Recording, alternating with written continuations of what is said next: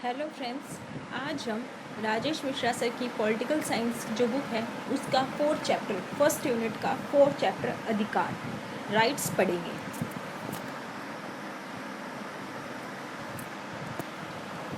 अधिकार व्यक्ति का वह दावा है जो वह समाज से प्राप्त करता है और उसे शासन द्वारा लागू किया जाता है, लेकिन प्रत्येक दावा अधिकार नहीं हो सकता, अतः नैतिक दावा ही अधिकार कहलाता है। ठीक है, तो अधिकार क्या है? व्यक्ति का एक दावा है जो समाज से प्राप्त करता है, ठीक है, और उसे शासन द्वारा ही लागू किया जाता है। और हर प्रकार का यानी प्रत्येक प्रकार का जो दावा वह अधिकार नहीं होता, केवल नैतिक दावा ही अधिकार होता है। आज से देखिए, अधिकार मानव समाज में आधुनिक युग की देन है और मानवीय इतिहास में अधिकारों की प्राप्ति के लिए लंबा संघर्ष देखा गया है। फ्रांसीसी व अमेरिकी क्रांति के परिणाम स्वरूप अधिकारों की घोषणा व्यापक रूप से स्वीकृत हुई। ठीक है, जो अधिकार है वो आधुनिक युग की देन है। ठीक है, पहले जो मध्य युग था, यूनान युग था, उस टाइम अधिकार नहीं थे। ठीक है, लोगों को इतनी अवेयरनेस नहीं थी। ठीक है, कि आपके भी कुछ मूलभूत अधिकार होते हैं, पहले इतना नहीं था। जो समाज धर्म बता दिया अगर हम वही फॉलो कर लेते थे। ठीक है, आधुनिक युग की देन है क्या है? अधिकार। ठीक है, और क्या है ये? मानवीय इतिहास में अधिकारों की प्राप्ति के लिए एक लंबा संघर्ष किया गया है। ठीक है, बहुत लंबे संघर्ष के बाद हमें हमारे कुछ राइट्स मिले हैं। ठीक है, फ्रांसीसी और अमेरिकी क्रांति परिणाम स्वरूप अधिकारों की घोषणा व्यापक रूप में स्वीकृत हुई। ठीक है, सबसे पहले फ्रांसीसी और अमेरिकी क्रांतियों के द्वारा ही अधिकार आए थे। ठीक है, क्रांति हुई, लोग जागरूकता आई, लोगों में क्रांति की उन्होंने और अधिकार प्राप्त किए। माना गया है कि व्यक्ति जन्म से समान व स्वतंत्र है। व्यक्ति को जन्म से कुछ अधिकार प्राप्त हैं, जिसमें जीवन, स्वतंत्रता एवं सुख जैसे अधिकार प्रमुख हैं। ठीक है, क्या कहा गया है कि व्यक्ति जन्म से समान व स्वतंत्र है। व्यक्ति को जन्म से कुछ अधिकार होते हैं, ठीक है, जिसमें जीवन, स्वतंत्रता एवं सुख, ठीक है, अधिकार क्या है? प्रमुख है।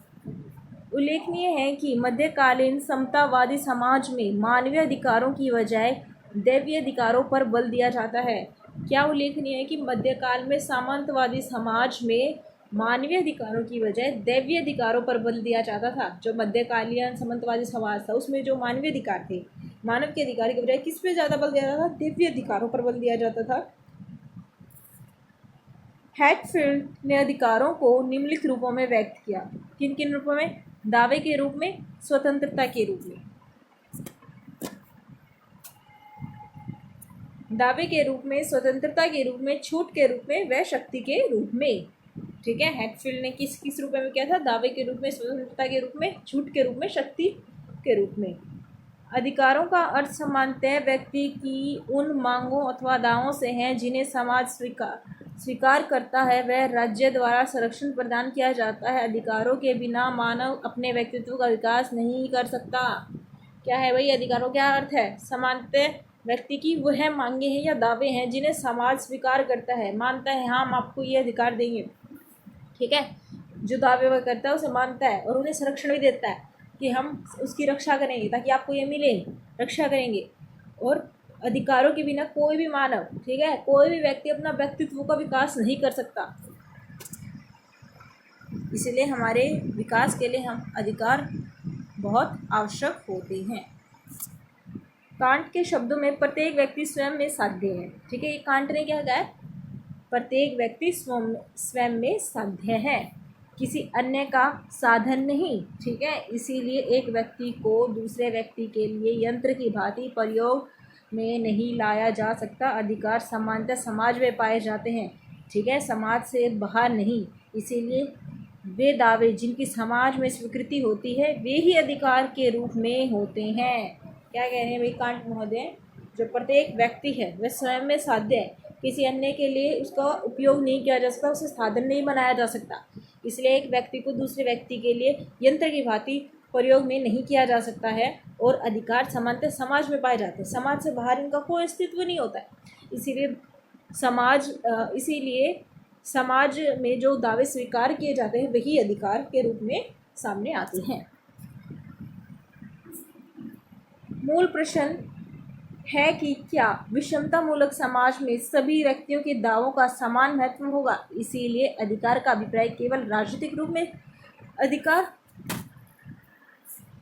की प्राप्ति ही नहीं अपितु सामाजिक व आर्थिक अधिकार भी आवश्यक हैं। जैसे मतदान का अधिकार तब तक एकांगी व अपूर्ण होगा जब तक व्यक्ति को कार्य का अधिकार व न्यूनतम गरिमा में जीवन का अधिकार न्याय प्रदान किया जाए। अभी क्या बता रहे, सिर्फ राजनीतिक अधिकार ही मनुष्य के विकास के लिए ज़रूरी नहीं होते, उसे सामाजिक और आर्थिक अधिकार भी मिले चाहिए। ठीक है, उसे मतदान का अधिकार तभी वह पूर्ण माना जाएगा जब व्यक्ति को कार्य का अधिकार होगा और न्यूनतम गरिमा से अपना जीवन व्यतीत करने का भी अधिकार होगा। ठीक है, ठीक है, उसे तभी पूर्ण माना जाएगा, नहीं तो वो क्या है, अपूर्ण है। अगर मतदान का अधिकार दे दिया सिर्फ आपको, ठीक है, लेकिन अगर आपको कार्य करने का अधिकार, न्यूनतम गरिमा से अपना जीवन जीने का अधिकार नहीं दिया गया तो यह क्या हो जाएंगे, अपूर्ण हो जाएगा। यानी सामाजिक और आर्थिक अधिकार दिए बिना राजनीतिक अधिकार व्यर्थ है, उनका कोई महत्व नहीं रह जाता। अधिकारों का स्रोत और सिद्धांत देखिए भाई। प्राकृतिक अधिकारों का सिद्धांत या स्रोत। प्राकृतिक अधिकारों के जन्मजात समर्थक 17वीं सदी के विचारक जॉन लॉक हैं। ठीक है, 17वीं सदी के जो विचारक थे जॉन लॉक, वो क्या है, नेचुरल राइट्स, जो नेचुरल राइट्स हैं, जो प्राकृतिक अधिकार हैं, उनके क्या है, समर्थक हैं, जन्मजात समर्थक या जन्म से इसको समर्थन करते हैं। उन्होंने कहा कि व्यक्ति को जन्म से कुछ अधिकार प्राप्त हैं, जैसे स्वतंत्रता का अधिकार, जीवन का अधिकार एवं संपत्ति का अधिकार। वो क्या कह रहे हैं, व्यक्ति को जन्म से कुछ अधिकार प्राप्त है, जिनमें कौन कौन से उन्होंने बताए हैं, स्वतंत्रता का अधिकार, जीवन का अधिकार एवं संपत्ति का अधिकार। जॉन लॉक कौन है, उदारवादी हैं, पहले पढ़ चुके हैं हम पिछले लेक्चर्स में, अगर आपने नहीं देखे तो उन्हें भी देखिए। इससे पहले हमने स्वतंत्रता के ऊपर, समानता के ऊपर और न्याय के ऊपर भी लेक्चर्स किए हैं, जो इस यूनिट के पहले हैं, इस यूनिट के पहले चैप्टर्स हैं, उन्हें भी जाकर देखिए। आगे देखिए, लोक के अनुसार राज्य या सरकार साधन व व्यक्ति के अधिकार। लोक के अनुसार राज्य या सरकार साधन व व्यक्ति के अधिकार साध्य हैं तथा राज्य या सरकार का महत्वपूर्ण कार्य इन अधिकारों की सुरक्षा करना है। लोग क्या कह रहे हैं, राज्य या सरकार साधन व व्यक्ति के अधिकार साध्य हैं। क्या कह रहे हैं, ये जो राज्य और सरकार है ये केवल साधन है ताकि व्यक्ति के अधिकारों को प्राप्त किया जा सके। साध्य क्या है, ठीक है, लक्ष्य क्या है, अधिकार प्राप्त करना, ये सिर्फ साधन है। उन्हें संरक्षण देंगे, उन्हें देंगे, ठीक है, एक व्यवस्था बनाए रखेंगे। राज्य और सरकार केवल साधन है और व्यक्ति के अधिकार साध्य है। राज्य या सरकार का महत्वपूर्ण कार्य क्या है, अधिकारों की सुरक्षा करना। अधिकारों का पहला सिद्धांत प्राकृतिक अधिकारों के सिद्धांत के रूप में विकसित हुआ था। सबसे पहले प्राकृतिक अधिकार देखने को मिलते हैं, जिसका अभिप्राय है कि व्यक्ति को प्रकृति से अधिकार प्राप्त है, यानी नेचर ने ही उसे कुछ राइट दिए हैं। यह अधिकार व्यक्ति को ईश्वर द्वारा प्रदत्त हैं, राज्य या सरकार द्वारा नहीं। ठीक है, क्या है ये, जो नेचुरल राइट की बात करते हैं वो क्या कहते हैं कि ईश्वर ने ही हमें कुछ राइट दिए, नेचर ने ही हमें कुछ राइट दिए, राज्य सरकार द्वारा नहीं। ये तो एक साधन है जिनके द्वारा इन अधिकारों की रक्षा की जाती है। वो राज्य या सरकार को क्या कह रहे हैं, ये सिर्फ साधन मात्र है। ठीक है, नेचर ने ही, ईश्वर ने हमें अधिकार दिए हैं, राज्य सरकार तो केवल साधन है उनकी रक्षा करने के लिए।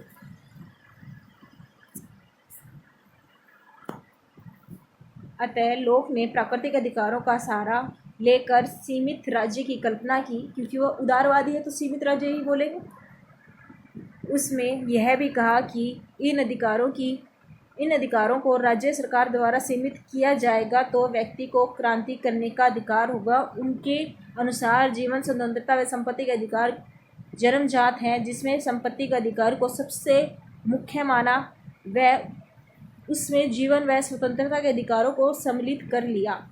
क्या कह रहे हैं, जो लोग प्राकृतिक अधिकारों का सहारा लेकर क्या कह रहे हैं, सीमित राज्य की कल्पना कर रहे हैं। दूसरा वो क्या कह रहे हैं, राज्य सरकार द्वारा इन्हें सीमित नहीं किया जाएगा, अगर किया जाएगा तो व्यक्ति क्या करेगा, क्रांति करेगा।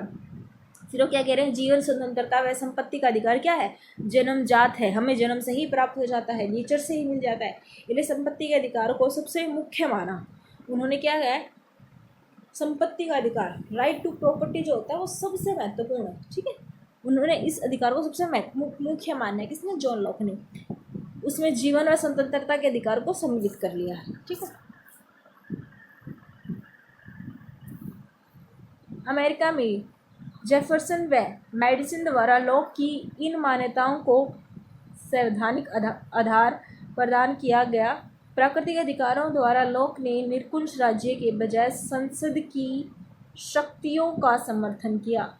अमेरिका में जेफरसन व मेडिसन द्वारा लॉक की इन मान्यताओं को क्या कहा गया, की मान्यताओं को संवैधानिक आधार प्रदान किया गया था, ठीक है, ताकि प्राकृतिक अधिकारों द्वारा लोग, और क्या प्राकृतिक अधिकारों के द्वारा लोग ने निरंकुश राज्य की बजाय, ठीक है, निरंकुश राज्य जो सिर्फ अपना ही शासन चलाता है, ठीक है, उसकी बजाय क्या किया, संसद की शक्तियों का समर्थन किया, ठीक है, क्योंकि संसद में हम वोट दे के जो लोग भेजेंगे वही होंगे ना, वही हमारे लिए काम करेंगे। अगर वो अच्छा काम नहीं करेंगे तो अगली बार उन्हें वोट नहीं देंगे, या उन्हें हम वापस भी बुला सकते हैं, ठीक है।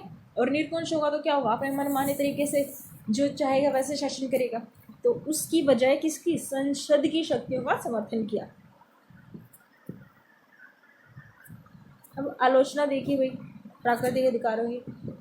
रीची के अनुसार प्राकृतिक शब्द को परिभाषित करना ही कठिन है। वो कह रहे हैं प्राकृतिक जो नेचर वर्ड है उसे डिफाइन करना ही कठिन है, परिभाषित करना ही कठिन है, इसीलिए यह सिद्धांत अत्यधिक भ्रम उत्पन्न करता है, ठीक है, भ्रम उत्पन्न करता है, क्योंकि प्राकृतिक शब्द के निम्न अर्थ हो सकते हैं: समुचित सृष्टि, गैर मानवीय भाग, आदर्श व संपूर्ण उद्देश्य के रूप में मौलिक अर्थ भी होता है, मौलिक अर्थ भी होता है, वह सामान्य रूप में भी व्यक्त करते हैं, सामान्य रूप में भी व्यक्त करते हैं, ठीक है। उन्होंने अपने स्टेटमेंट को डिफाइन मतलब जस्टिफाई करते हुए क्या कहा, प्राकृतिक शब्द के निम्न अर्थ हो सकते हैं, क्योंकि इसमें इसके अर्थ में ही वो है, इसको अर्थ स्पष्ट करना ही बहुत मुश्किल है, भ्रम है बहुत ज़्यादा। क्या भ्रम बनाए, फिर उन्हें अर्थ भिन्न भिन्न कौन कौन से बता दिए, समुच्चय सृष्टि हो सकती है, गैर मानवीय भाग हो सकता है, आदर्श व उद्देश्य, आदर्श या संपूर्ण उद्देश्य के रूप में हो सकता है, ठीक है। क्या क्या हो सकता है, समुच्चय सृष्टि, गैर मानवीय भाग, आदर्श व संपूर्ण उद्देश्य के रूप में मौलिक अर्थ भी होता है, और सामान्य रूप से भी व्यक्त करते हैं, सामान्य रूप में भी व्यक्त करते हैं। इसीलिए प्राकृतिक शब्द अपने आप में अस्पष्ट है। जैसे दास प्रथा को प्राकृतिक माना गया है, जबकि कुछ ने अप्राकृतिक माना है, ठीक है। जैसे दास प्रथा थी पहले, ठीक है, लोगों को दास बनाकर अपने पास रखा जाता था, उनसे अपने काम करवाए जाते थे, तो यह प्रथा कोई तो प्राकृतिक मानता है कि नेचर ने कुछ लोगों को ऐसा बनाया कि उन्हें दास बनाकर रखा जाए, कोई इसे अप्राकृतिक मानता है, ठीक है। कुछ लोगों के अनुसार पुरुष व महिलाओं के मध्य प्रकृति से ही समानता है, जबकि दूसरे ने उसे अस्वीकृत करते हुए कुछ के अनुसार निजी संपत्ति प्राकृतिक अधिकार है, जबकि कुछ ने इसका खंडन किया है, ठीक है। वो अपनी स्टेटमेंट डिफाइन करने के लिए आगे ये तर्क भी देते हैं। प्राकृतिक अधिकारों में वर्णित अधिकार पर विरोधी प्रतीत होते हैं। फ्रांसीसी क्रांति में स्वतंत्रता, समानता, बंधुता को मानवीय अधिकार के रूप में चित्रित किया, जबकि व्यवहारिक रूप में तीनों एक दूसरे के विरोधी भी प्रतीत होते हैं। स्वतंत्रता, समानता, जो बंधुत्व है, इसे मानवाधिकार के रूप में चित्रित किया गया था इसमें फ्रांसीसी क्रांति में, ठीक है। लेकिन अगर व्यवहारिक रूप देखें, प्रैक्टिकल रूप देखें, इनका व्यवहार में जो इन्हें लाते हैं, तो ये एक दूसरे के विरोधी भी होते हैं ना। हम समानता लाने के लिए लोगों को स्वतंत्रता देते हैं, समानता कैसे लाते हैं, कोई विकलांग है उसे थोड़ी छूट दे देते हैं, तो इससे दूसरे की स्वतंत्रता का हनन हो रहा है ना। तो ये कभी कभार जब हम इन्हें व्यवहार में लाते हैं तो एक दूसरे के विरोधी भी प्रतीत होते हैं, यही बताना चाह रहे हैं। इसकी सबसे बड़ी विसंगति है कि व्यक्ति के अधिकारों को समाज से पहले व पृथक मान लिया गया है। सबसे बड़ी इसकी गलती है, मतलब अलग तरह की विसंगति यह है कि इसे व्यक्ति या समाज व्यक्ति के अधिकारों को समाज से पहले व पृथक मान लिया है, जबकि वास्तविक रूप में व्यक्ति के अधिकार समाज में सम्मिलित हैं। प्रत्येक अधिकार के साथ कर्तव्य जुड़े हैं। ठीक है, इसे समाज से पहले ही मान लिया गया है कि नेचर ने दे रखा, पहले ही से ही थे। ये सबसे बड़ी इसकी विसंगति बता रहे हैं। ठीक है ना। लेकिन असल में क्या है, आपको अधिकार मिलते हैं, साथ में आपके साथ कुछ कर्तव्य है। आपके पास कोई कर्तव्य भी होता है, कर्तव्य भी मिलते हैं ना, सिर्फ हमें राइट्स नहीं मिले, हमारे पास ड्यूटीज़ भी तो बहुत सी है ना। क्या क्या ड्यूटी है? जैसे हमारे पास 11 ड्यूटी हमारे संविधान में हमें दी गई, कौन कौन सी? नेक्स्ट लेक्चर में मैं आपको अच्छे से समझाऊंगी। हमारे पास ड्यूटी भी है, सिर्फ राइट्स देने से कुछ नहीं होता, हमें कुछ अपने समाज के लिए भी करना पड़ता है, हमें कुछ देश के लिए भी करना पड़ता है। ठीक है, प्रत्येक प्रकार के जो प्रत्येक अधिकार के साथ कर्तव्य भी जुड़े होते हैं। ठीक है। वैधानिक अधिकारों का सिद्धांत। बेंथम ने प्राकृतिक अधिकारों को असंगत मानकर विधि के शासन का समर्थन किया। बेंथम ने प्राकृतिक अधिकारों को असंगत मानकर विधि के शासन का समर्थन किया। एडम बर्ग ने भी प्राकृतिक अधिकार का समर्थन नहीं किया और राज्य की संकल्पना का विस्तार किया। जो बेंथम है, उन्होंने प्राकृतिक अधिकारों को असंगत माना क्योंकि वो वैधानिक अधिकारों के समर्थक थे। ठीक है, तो उन्होंने भी इसे असंगत मानकर विधि के शासन का समर्थन किया था। एडम बर्ग ने भी प्राकृतिक अधिकारों का समर्थन नहीं किया और राज्य की संकल्पना का विस्तार।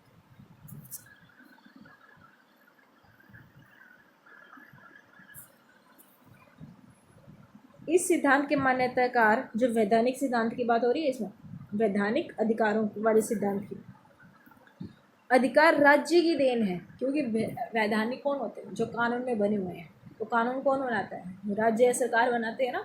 तो ठीक है, तो इस अधिकार राज्य, ये क्या कह रहे हैं सिद्धांत के मान्यताकार कि अधिकार राज्य की देन है। राज्य द्वारा प्रत्येक अधिकार कहलाते हैं। यह न तो मनुष्य को जन्मजात प्राप्त है, न ही व्यक्ति में अंतर्निहित है। इसीलिए अधिकार प्रत्येक देश की विधि के सापेक्ष पाए जाते हैं। दूसरे शब्दों में, प्रत्येक देश में अधिकारों की अलग अलग सूची प्राप्त होती है, अतः अधिकार कृत्रिम है। ठीक है, क्या है? कृत्रिम है, प्राकृतिक नहीं। ठीक है, प्राकृतिक नहीं है, कृत्रिम है, बनाए गए हैं, यानी प्रकृति से, नेचर से नहीं मिले हुए, बनाए हैं हमने। इस प्रकार इस सिद्धांत का आधार होब्स के विचारों में देखा जा सकता है, जिसके अनुसार राज्य सरकार के अभाव में विधि, न्याय व अन्याय का कोई प्रश्न उपस्थित नहीं होता, क्योंकि विधि राज्य की देन है, वह अधिकार विधि के परिणाम है। ठीक है, विधि राज्य की देन है, वह अधिकार विधि के परिणाम है। समझ में आ गया? होब्स के विचारों में इस संकल्पना को देखा जा सकता है। ठीक है, कि अधिकार राज्य से ही मिलते हैं, ये कृत्रिम है, ना कि प्राकृतिक है। ठीक है, इसीलिए विधि राज्य की देन है, वह अधिकार क्या है? विधि के परिणाम है। वैधानिक अधिकार वाले यह बात कहते हैं। वैधानिक अधिकारों का सिद्धांत प्राकृतिक अधिकारों का विरोधी है। बेंथम ने प्राकृतिक अधिकारों को अनर्थकारी, बकवास व निरर्थक कहा। बेंथम ने क्या कहा? प्राकृतिक अधिकार क्या है? बकवास है, क्योंकि अधिकार राज्य द्वारा निर्मित होते हैं। ये पूछा भी गया, प्राकृतिक अधिकारों को बकवास किसने कहा था? बेंथम ने कहा था। ठीक है, क्योंकि अधिकार राज्य द्वारा निर्मित है। बेंथम ने राज्य द्वारा निर्मित अधिकारों को ज़्यादा महत्व दिया। उसने न केवल प्राकृतिक अधिकारों को अस्वीकृत किया, अपितु विधि के द्वारा ब्रिटेन में सामाजिक सुधारों का समर्थन किया। क्या किया उसने? इसने न केवल प्राकृतिक अधिकारों को अस्वीकृत किया, बल्कि जो विधि के द्वारा ब्रिटेन में सामाजिक सुधारों का समर्थन किया। जो ब्रिटेन में क्या हुआ था? सामाजिक सुधार हुए थे विधि के द्वारा, उनका उसने समर्थन किया। उसने ब्रिटेन में प्रचलित अनेक त्रुटिपूर्ण विधियों को अस्वीकृत किया। क्या कह रहा है बेंथम जो है वो वैधानिक अधिकार के समर्थक है। वो प्राकृतिक अधिकारों को निरर्थक, बकवास कहते हैं। ये पूछा भी गया है। बेंथम राज्य द्वारा निर्मित अधिकारों को ही ज़्यादा महत्व देते हैं। वह न केवल प्राकृतिक अधिकारों को अस्वीकृत करते हैं, बल्कि विधि के द्वारा ब्रिटेन में सामाजिक सुधारों का समर्थन करते हैं। ब्रिटेन में प्रचलित अनेक त्रुटिपूर्ण विधियों को वह अस्वीकृत यानी अस्वीकार करते हैं। ब्लैकस्टोन का आलोचक था, क्योंकि ब्लैकस्टोन ब्रिटेन की विधि को विश्व में सर्वोच्च विधि मानता था। ये समझ में आया? बेंथम जो है ब्लैकस्टोन का आलोचक था, उसकी आलोचना करता था, क्योंकि जो ब्लैकस्टोन था वो ब्रिटेन की विधि को विश्व में सर्वोच्च विधि मानता था। आलोचना। वाइल्ड के अनुसार विधि द्वारा अधिकारों का निर्माण नहीं होता, बल्कि विधि द्वारा अधिकारों की पहचान प्रदान की जाती है। अब देखिए इसकी वैधानिक अधिकार की आप आलोचना देख रहे हैं। पहले आपने प्राकृतिक अधिकार पढ़े, फिर आपने उसमें क्या पढ़ा, प्राकृतिक अधिकार के बाद उसकी आलोचना पढ़ी, आपने अब वैधानिक अधिकार पढ़ी, अब उसकी आलोचना देखी। वाइल्ड के अनुसार विधि द्वारा अधिकारों का निर्माण नहीं होता, बल्कि विधि द्वारा अधिकारों की पहचान होती है, पहचाने जाते हैं।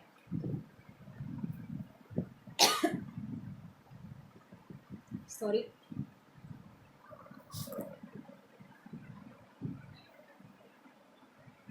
उनको संरक्षित किया जाता है। अधिकार सदैव विद्यमान होते हैं, उन्हें चाहे दर्जा प्राप्त है चाहे दर्जा प्राप्त न हो। ठीक है, क्या है? वाइल्ड के अनुसार विधि द्वारा अधिकारों का निर्माण नहीं होता, उनकी पहचान की जाती है, उनका संरक्षण किया जाता है, वह सदैव विद्यमान होते हैं। ठीक है, वो हमेशा ही होते हैं, सिर्फ उनको दर्जा दिया जाता है, किसके द्वारा? विधि द्वारा।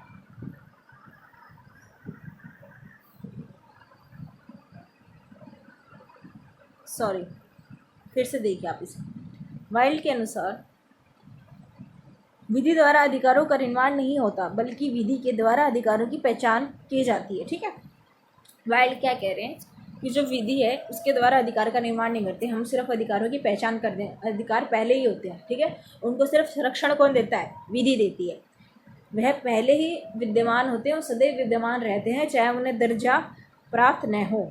ठीक है,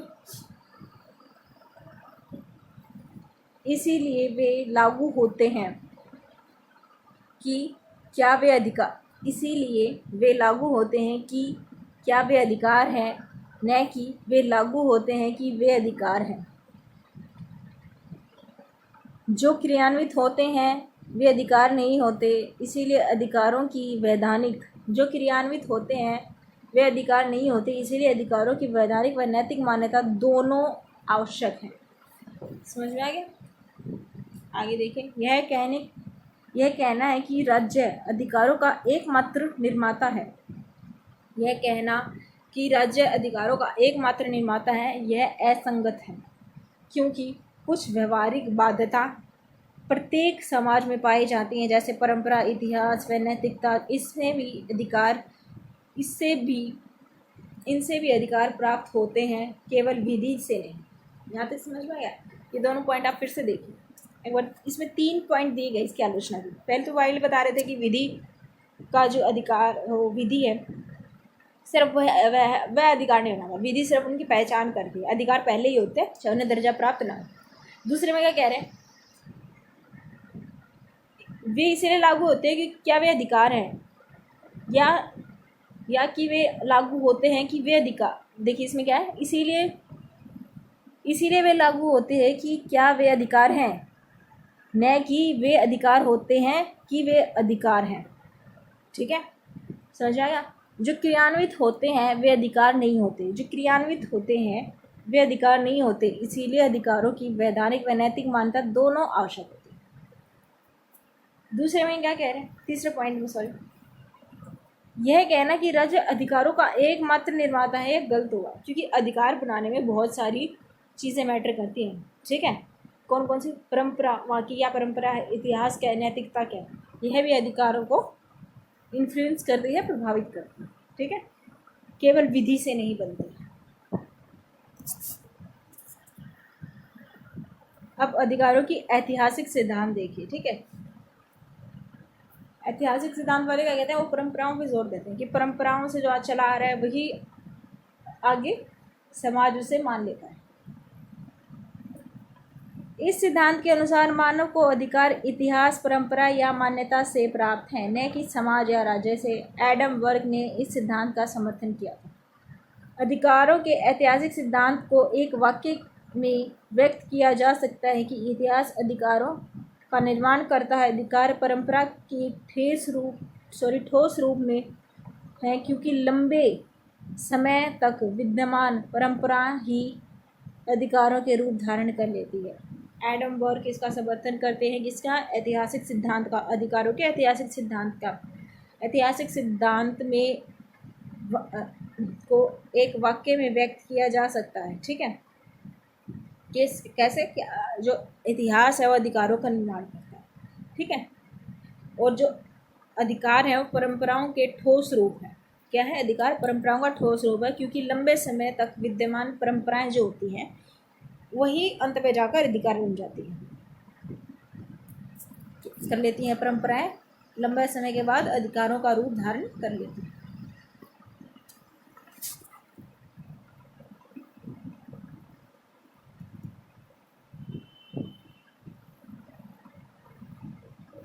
रिची के मतानुसार लोगों के अधिकार मूलतः परंपराओं से प्राप्त हैं।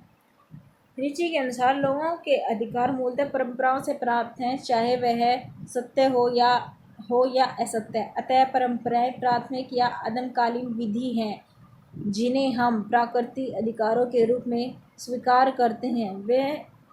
वह भी वस्तुतः परंपराओं के ही परिणाम है। रिची के क्या है कि लोगों के जो अधिकार है मूलतः परंपराओं से प्राप्त होते हैं, चाहे वह सत्य हो या असत्य हो। परंपराएं प्राथमिक या आदमकालीन विधि हैं जिन्हें हम प्राकृतिक अधिकारों के रूप में स्वीकार करते हैं। वे भी वस्तुतः परंपरा के ही परिणाम। एडम बर्क ने अधिकारों के ऐतिहासिक सिद्धांत का पूर्ण समर्थन किया। वह प्राकृतिक अधिकारों का आलोचक था, क्योंकि प्राकृतिक अधिकारों की संकल्पना में समाज राज्य की बजाय व्यक्ति को प्राथमिकता प्रदान की गई है। एडम बर्क ने क्या कहा था? भी अधिकारों का ऐतिहासिक सिद्धांत है, उसी को पूर्ण समर्थन कर रहे हैं कि वही सही है। प्राकृतिक अधिकारों की आलोचना कर रहे हैं, क्योंकि प्राकृतिक अधिकारों की संकल्पना में समाज राज्य की बजाय व्यक्ति को प्राथमिकता दी जाती है।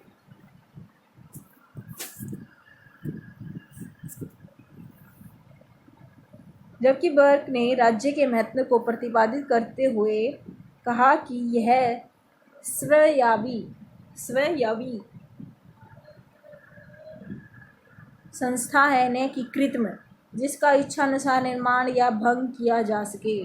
ठीक है, यह पहले की ही खुद में बनी हुई एक संस्था है, न कि कृत्रिम है। राज्य को क्या कह रहा है बर्क? ये खुद से बनी हुई संस्था है, ना कि कृत्रिम है, इसे बनाया गया है। इसका इच्छानुसार निर्माण या भंग नहीं मतलब इसका इच्छानुसार निर्माण या भंग नहीं किया जा सकता।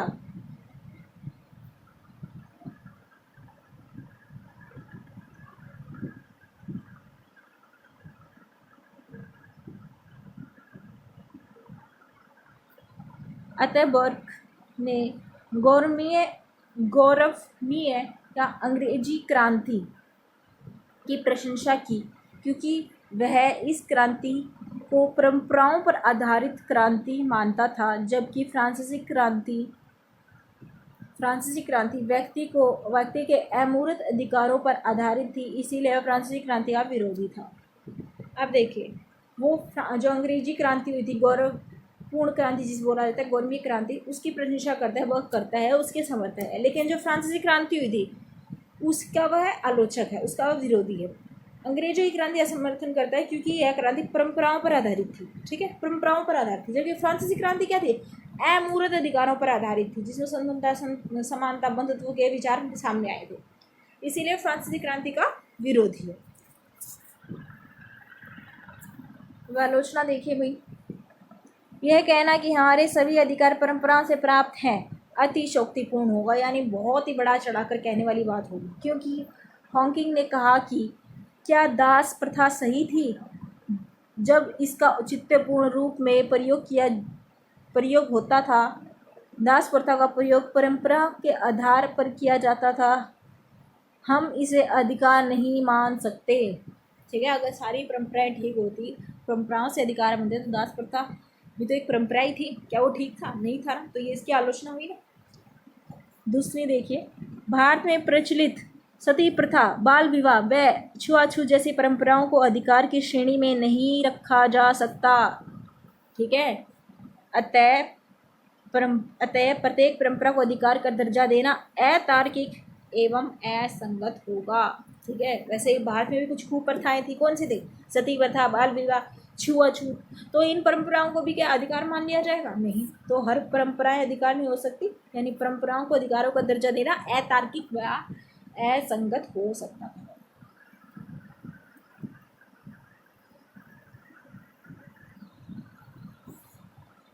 सामाजिक उपयोगिता का सिद्धांत। वस्तुतः इस सिद्धांत का आधार बेंथम के विचारों में ही देखा जा सकता है, क्योंकि बेंथम ही उपयोगितावाद के समर्थक थे। उपयोगितावाद का सिद्धांत किसने दिया था? बेंथम ने दिया था। उपयोगितावाद का सिद्धांत क्या था? अधिकतम व्यक्तियों का अधिकतम सुख। बेंथम के अनुसार समाज में अधिकतम व्यक्तियों को अधिकतम सुख प्राप्त होना चाहिए। दूसरे शब्दों में अधिकतम व्यक्तियों का अधिकतम सुख का आशय सामाजिक कल्याण है, क्योंकि अधिकार समाज कल्याण की वे परिस्थितियां हैं जो सामाजिक रूप में उपयोगी हैं। इसीलिए बेंथम ने ब्रिटेन में प्रत्येक क्षेत्र में सुधारों का प्रबल समर्थन किया, जो विधि, शिक्षा,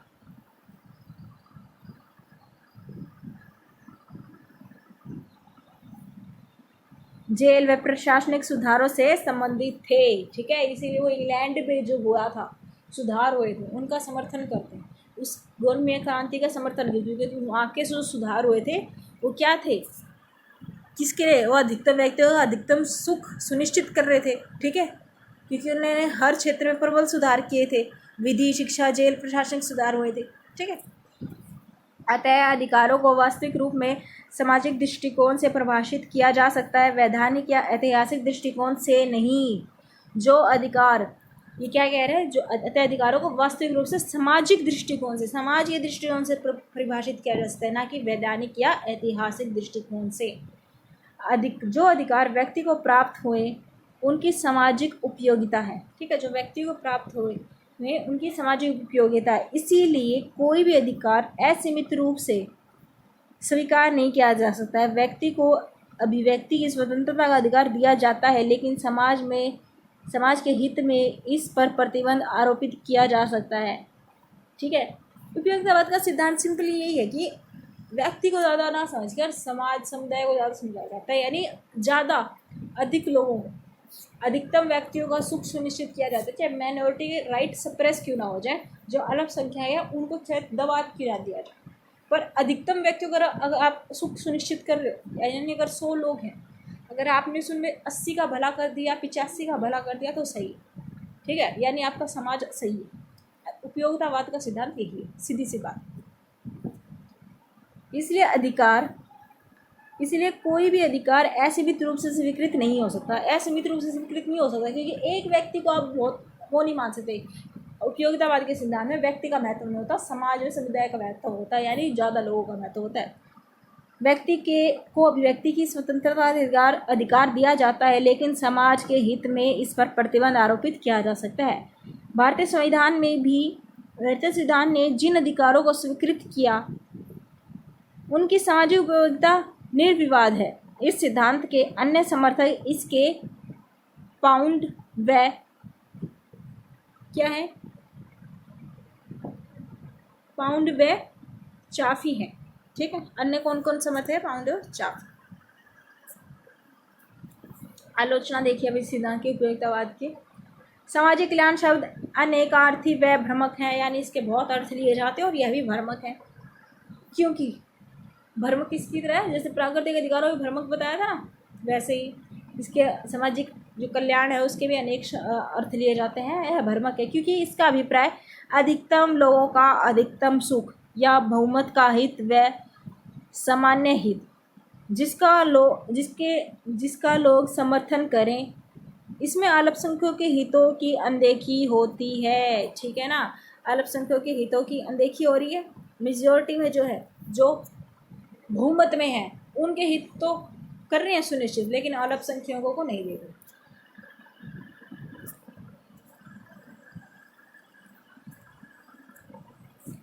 इसकी दूसरी बड़ी कमी यह है कि यह व्यक्तिगत अधिकारों को संकुचित करता है, क्योंकि सामाजिक कल्याण के नाम पर व्यक्तिगत अधिकारों को सीमित किया जाता है। ठीक है, ये क्या करता है, व्यक्तिगत अधिकारों को संकुचित करे, क्योंकि समूह समाज की बात कर रहे हैं और सामाजिक कल्याण के नाम पर क्या करे, व्यक्तिगत अधिकारों को सीमित कर रहा है।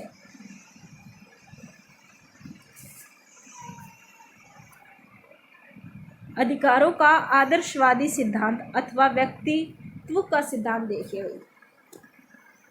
आदर्शवादी सिद्धांत में हमेशा चाहिए पर जोर दिया जाता है कि यह होना चाहिए। एक बात हमेशा याद रखें, व्यक्ति की चेतना में स्वतंत्रता अंतर्निहित होती है तथा स्वतंत्रता के लिए अधिकार आवश्यक है। इन अधिकारों के लिए राज्य या समाज आवश्यक है। अधिकार वह भाग अथवा परिस्थितियां हैं जो व्यक्ति के व्यक्तित्व के विकास में सहायक होती हैं। टी.एच. ग्रीन के अनुसार ये परिस्थितियां राज्य अथवा समाज द्वारा प्रदान की जाती हैं, जिससे व्यक्तियों को नैतिक बनाने का प्रयास किया जाता है। क्या कह रहे हैं भाई, व्यक्ति की चेतना में स्वतंत्रता अंतर्निहित है, यानी स्वतंत्रता उसी में है, चेतना में, तथा स्वतंत्रता के लिए अधिकार आवश्यक है। अधिकारों के लिए ही राज्य या समाज आवश्यक है। अधिकार वह भाग अथवा परिस्थितियां हैं जो व्यक्ति के व्यक्तित्व के विकास में सहायक होती हैं। ठीक है, व्यक्ति अपना विकास तभी कर सकता है जब उसे अधिकार मिलते हैं।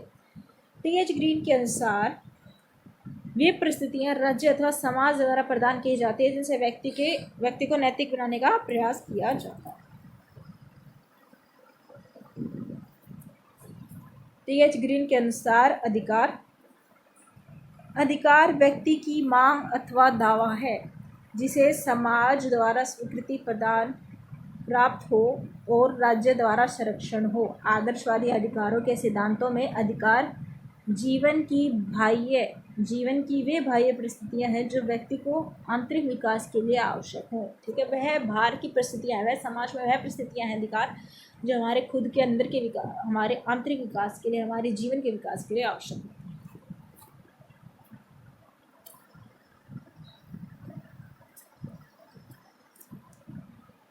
अतः अधिकार का अभिप्राय प्रत्येक व्यक्ति का कर्तव्य है कि वह अपनी क्षमताओं व व्यक्तित्व का पूर्ण विकास करे।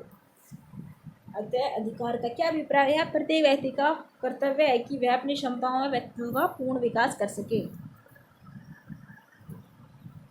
ग्रीन के अनुसार अधिकार वे शक्तियां हैं जो व्यक्ति को नैतिक बनाने में सहायक हों, वह जिसके बिना व्यक्ति अपने सर्वोच्च उद्देश्य को प्राप्त न कर सके। अतः ग्रीन ने अधिकारों को नैतिक दृष्टिकोण से देखा, क्योंकि वह व्यक्तित्व या आत्मा में अंतर्निहित है। यह ध्यान देने योग्य बिंदु है कि ग्रीन के अनुसार व्यक्ति सामाजिक प्राणी है, इसीलिए अधिकार समाज द्वारा प्रदत्त होते हैं। समाज से पृथक अलग रूप में अधिकारों की कल्पना नहीं की जा सकती। ग्रीन क्या कह रहे हैं, जो अधिकार हैं वे शक्तियां हैं जो व्यक्ति को नैतिक बनाने में सहायक होती हैं, इसका नैतिक विकास करती हैं। बिना अधिकारों के वह अपने सर्वोच्च उद्देश्य को प्राप्त नहीं कर सकता। ठीक है, नैतिक दृष्टिकोण से देखा जाए तो व्यक्तित्व या आत्मा में यह अंतर्निहित होते हैं। और ग्रीन के अनुसार व्यक्ति सामाजिक प्राणी है, इसीलिए अधिकार क्या है, समाज द्वारा दिए गए हैं। समाज से अलग होने पर या पृथक होने पर अधिकारों की कल्पना नहीं की जा सकती। ये कौन कह रहे हैं, ग्रीन कह रहे हैं। व्यक्ति के जीवन का मूल उद्देश्य उसके नैतिक व्यक्तित्व का विकास है। वह इसके लिए राज्य द्वारा आवश्यक परिस्थितियां प्रदान की जाती हैं। अतः ग्रीन के अनुसार राज्य एक आवश्यक अच्छाई है जो व्यक्ति के व्यक्तित्व के विकास में सहायक है, क्योंकि किसी व्यक्ति को बाध्यकारी रूप में नैतिक नहीं बनाया जा सकता, बल्कि नैतिक बनाने की परिस्थितियां प्रदान की जा सकती हैं। इसीलिए ग्रीन का प्रसिद्ध कथन है कि शक्ति नहीं, इच्छा ही राज्य का आधार है। अतः ग्रीन के लिए राज्य व्यक्ति की इच्छा का बाह्य रूप है, न कि बाध्यकारी या दंडकारी संस्था। ठीक है, ग्रीन क्या कह रहे हैं, ग्रीन का प्रसिद्ध विचार आपने वो सुना है, थॉट क्या है, प्रसिद्ध कथन कि शक्ति नहीं, इच्छा राज्य का आधार है। और इसीलिए ग्रीन क्या कहते हैं, राज्य व्यक्ति की इच्छा का बाह्य रूप है, न कि बाध्यकारी या दंडकारी संस्था। तो ये पैराग्राफ को समझ आ गया होगा, बहुत ही इजी लैंग्वेज में लिखा गया था ना, इजी लैंग्वेज में लिखा गया है। कि व्यक्ति के जीवन का मूल उद्देश्य क्या है, नैतिकता का विकास करना, ऐसी परिस्थितियाँ लाना जो राज्य उसे देता है। इसीलिए राज्य क्या एक आवश्यक अच्छाई है, होना चाहिए व्यक्ति के विकास के लिए। ठीक है, एक उसे ऐसी परिस्थितियाँ देगा जिससे राज्य क्या देगा, उसे ऐसी परिस्थितियाँ देगा, बाह्य परिस्थितियाँ देगा जिससे वह अपने व्यक्तित्व का पूर्ण विकास कर सके। इसीलिए इच्छा नहीं, इसीलिए शक्ति नहीं, इच्छा राज्य का आधार है। ये कौन कह रहे हैं? ये ग्रीन कह रहे हैं। ग्रीन ने लोक के प्राकृतिक अधिकारों की संकल्पना को अस्वीकृत कर दिया और कहा कि समाज से पहले व्यक्ति को अधिकार प्राप्त नहीं हो सकते, बल्कि समाज द्वारा अधिकार होते हैं। ठीक है, क्या कह रहे हैं भाई, जो लोक ने दिया है प्राकृतिक अधिकारों की संकल्पना दे दी, उसे ग्रीन मना कर देते हैं, उसे मानने से मना कर देते हैं, अस्वीकार कर देते हैं। वो क्या कहते हैं कि भाई व्यक्ति से पहले, समाज से पहले व्यक्ति का जो अधिकार है वो नहीं हो सकते। समाज से पहले व्यक्ति के अधिकारों की कल्पना भी नहीं की जा सकती, समाज द्वारा ही व्यक्ति को अधिकार प्रदान होते हैं। आलोचना देखिए अब इसकी। वस्तुतः यह निर्धारण करना कठिन है कि प्रत्येक व्यक्ति के व्यक्तित्व के विकास के लिए किस प्रकार की परिस्थितियाँ उपलब्ध हों। ठीक है, जो ग्रीन कह रहे हैं ऐसी परिस्थितियाँ अब दे दी जाएगी राज्य द्वारा, सरकार द्वारा, जिनसे अपना नैतिक विकास कर सकें, अपने व्यक्तित्व का पूर्ण विकास कर सकें। तो ये क्या कह रहे हैं, ऐसी परिस्थितियों का निर्धारण करना कठिन है कि व्यक्ति के व्यक्तित्व के विकास के लिए किस प्रकार की परिस्थितियाँ उपलब्ध हों। इस प्रकार यह जो इस अधिकार के सिद्धांत में सामाजिक हित या भलाई को ज़्यादा महत्वपूर्ण माना जाता है। इस अधिकार के सिद्धांत में क्या कहा जाता है कि सामाजिक हित या भलाई ही ज़्यादा महत्वपूर्ण है, जिसके द्वारा व्यक्ति के अधिकारों की अवहेलना हो सकती है। और सांस्कृतिक अधिकारों का प्रचलन 70 के दशक में आरंभ हुआ। आप सामाजिक हित या भलाई के नाम पर लोगों के अधिकारों की अवहेलना कर सकते हो ना, कह देंगे कि समाज कल्याण के लिए ज़रूरी है, चाहे इससे लोगों के अधिकारों की अवहेलना क्यों ना हो रही हो। सामाजिक भलाई का नाम देके, सामाजिक हित का नाम के देके लोगों के अधिकारों को दबाया जा सकता है, ये कह रहे हैं इस सिद्धांत के आलोचक। सामाजिक एवं आर्थिक अधिकार में कुछ भौतिक परिस्थितियाँ अथवा न्यूनतम स्थितियाँ होती हैं जिसमें व्यक्ति अपने व्यक्तित्व का विकास कर सके। सामाजिक एवं नैतिक अधिकार में कुछ भौतिक परिस्थितियाँ अथवा न्यूनतम स्थितियाँ होती हैं जिनसे व्यक्ति अपने व्यक्तित्व का विकास कर सके।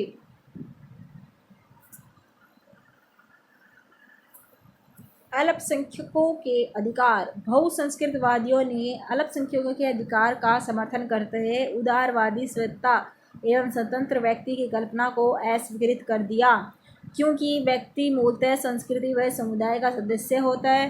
राज्य द्वारा निर्मित विधियां पर संस्कृति का प्रभाव स्पष्ट रूप में पड़ता है। उदाहरण के लिए विवाह, तलाक एवं संपत्ति इत्यादि विधियां संस्कृति से प्रभावित होती हैं। इसीलिए राज्य द्वारा सामान्य हित के प्राप्ति का प्रयत्न किया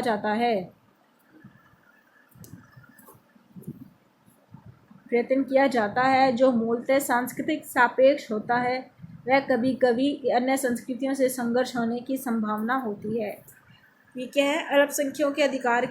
बहुसंस्कृतवादी है जो अलग अलग बहुसंस्कृतवादी क्या कहते हैं, अल्पसंख्यक अधिकारों का समर्थन करते हैं। ठीक है, और जो स्वतंत्र व्यक्ति की कल्पना है उसे अस्वीकृत करते हैं। व्यक्ति मूलतः संस्कृति या समुदाय का सदस्य कौन कह रहे हैं, बहुसंस्कृतवादी। ठीक है, और विवाह, तलाक और संपत्ति इत्यादि जो अधिकार होते हैं वो संस्कृति से प्रभावित होते हैं, ये बहुसंस्कृतवादी कह रहे हैं। इसीलिए राज्य द्वारा सामान्य हित की प्राप्ति का प्रयत्न किया जाता है। ठीक है, मूलतः संस्कृति सापेक्ष होती है, वह कभी कभी अन्य संस्कृति से संघर्ष होने की संभावना होती है।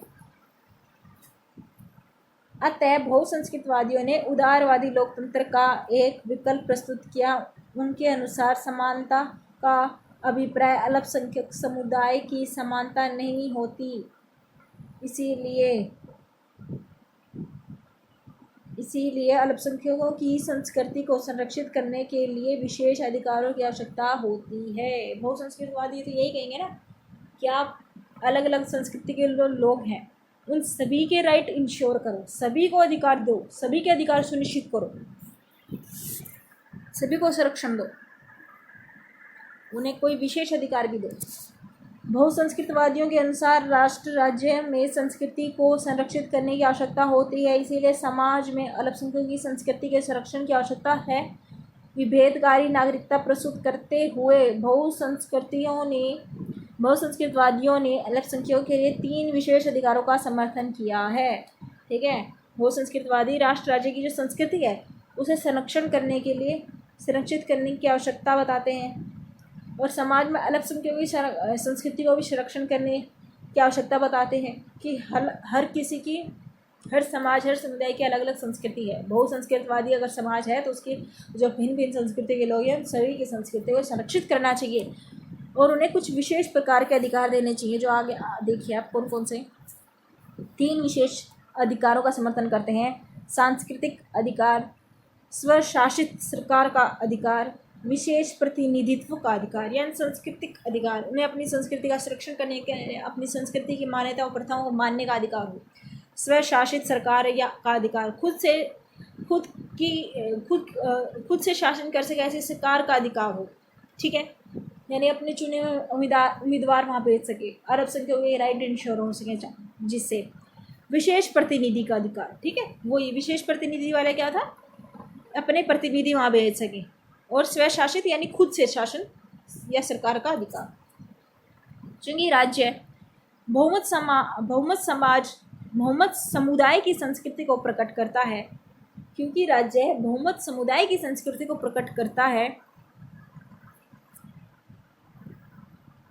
इसीलिए अल्पसंख्यकों को सार्वजनिक जीवन में कुछ विशेष अधिकारों की आवश्यकता है। उदाहरण के लिए कनाडा के सिखों ने हेलमेट पहनने से छूट देने की मांग की और कनाडाई सरकार ने उनकी मांग को स्वीकार कर लिया और कनाडा में एशियाई मूल की महिलाओं को, नर्सों को निर्धारित पोशाक से छूट प्रदान की। ठीक है, हर किसी की अलग अलग संस्कृति होती है तो उसका संरक्षण करना चाहिए। जैसे कनाडा में सिखों ने हेलमेट ना पहनने की मांग की क्योंकि वो सिख होते हैं, वो पगड़ी पहनते हैं और पगड़ी के ऊपर हेलमेट नहीं पहना जा सकता। ठीक है, तो उनको कनाडा की सरकार ने उनकी इस मांग को स्वीकार किया, उनकी इस भावना को माना ताकि वो अपनी संस्कृति को क्या कर सके, संजो कर रख सके। ठीक है, अब कनाडा में तो अल्पसंख्यक हो गए ना, जो सिख होंगे अल्पसंख्यक माने वह कनाडा के लोग ज़्यादा होंगे, तो वहाँ पे उनकी संस्कृति का अधिकारों को भी संरक्षण मिला, उनकी संस्कृति का भी संरक्षण हुआ। वैसे ही एशियाई मूल की जो महिलाएं थी, उन नर्सों के लिए जो पोशाक निर्धारित कर दी जाती है, जो शॉर्ट्स, स्कर्ट्स या कुछ अलग तरह की पोशाक वहाँ पे होती है, उससे छूट मिली। किसको? भारतीय मूल की नर्सों को, एशियाई मूल की नर्सों को, सॉरी। अतः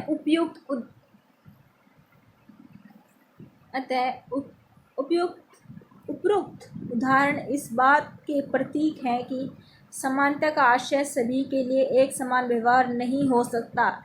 एक अन्य महत्वपूर्ण उदाहरण फ्रांस में देखा जा सकता है, जिसमें विभिन्न धर्मावलंबियों के धार्मिक प्रतीकों का प्रयोग सार्वजनिक स्थानों पर प्रतिबंधित कर दिया गया, जो अल्पसंख्यक समुदाय के लिए हानिकारक है। बहुसंस्कृतवादियों ने केवल सांस्कृतिक रूप में विशेष अधिकारों का समर्थन नहीं किया, अपूर्ति इन समुदाय को वित्तीय व आधारभूत सहायता देने का भी समर्थन किया, जैसे संग्रहालय, अल्पसंख्यकों के शैक्षणिक संस्थानों की स्थापना व सार्वजनिक त्यौहार बनाने के लिए सहायता। समझ में आ गई ये चीज़ कि जो समानता का अभिप्राय ये नहीं है कि सभी के साथ एक समान व्यवहार हो। ठीक है, ये नहीं हो सकता। फ्रांस में क्या देखा गया कि जो धर्मावलंबी थे, जो धर्म के वो थे, धार्मिक लोग थे, उन्होंने अपने धार्मिक प्रतीकों का प्रयोग सार्वजनिक स्थानों पर प्रतिबंध कर दिया क्योंकि अल्पसंख्यक समुदाय के लिए हानिकारक था। और बहुसंस्कृतवादियों ने केवल सांस्कृतिक रूप से विशेष अधिकारों का ही समर्थन नहीं किया, अपूर्ति इन समुदायों को वित्तीय आधारभूत सहायता देने का भी समर्थन किया है। ठीक है, बहुसंस्कृतवादियों ने क्या किया, उन्हें सिर्फ सांस्कृतिक रूप से अधिकार ना दो, उनके समुदाय को वित्तीय व आधारभूत सहायताएं भी दो ताकि वह अपनी संस्कृति को संजो के रख सके, उसका विकास कर सके। जैसे संग्रहालय और अल्पसंख्यकों को शैक्षणिक संस्थाएं स्थापना करने का भी अधिकार होना चाहिए और अपने सार्वजनिक त्यौहार बनाने में भी सहायता करनी चाहिए। अल्पसंख्यकों के विशेष अधिकार का समर्थन बहुसंस्कृतवादियों ने किया है। उन्होंने राजनीतिक व्यवस्था में ऐसे परिवर्तन का सुझाव दिया है जिससे वह वर्ग स्वशासन में समर्थक हो सके। अपनी सांस्कृतिक पहचान को बनाए रखने के लिए अल्पसंख्यकों को विशेष प्रतिनिधित्व का अधिकार भी दिया जाने का समर्थन किया, जिससे समाज में समूह के सांस्कृतिक के अधिकार की संरक्षा हो सके।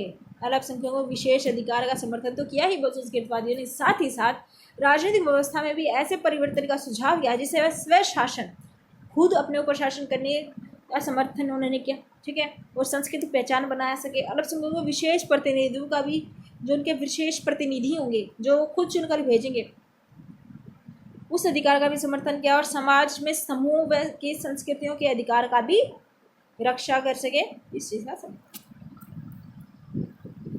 अब पर्यावरणीय अधिकार देखें।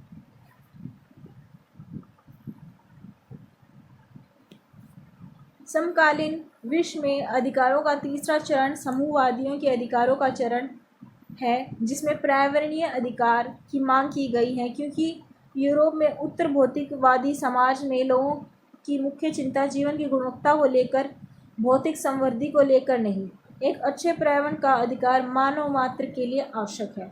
समझ आए आप?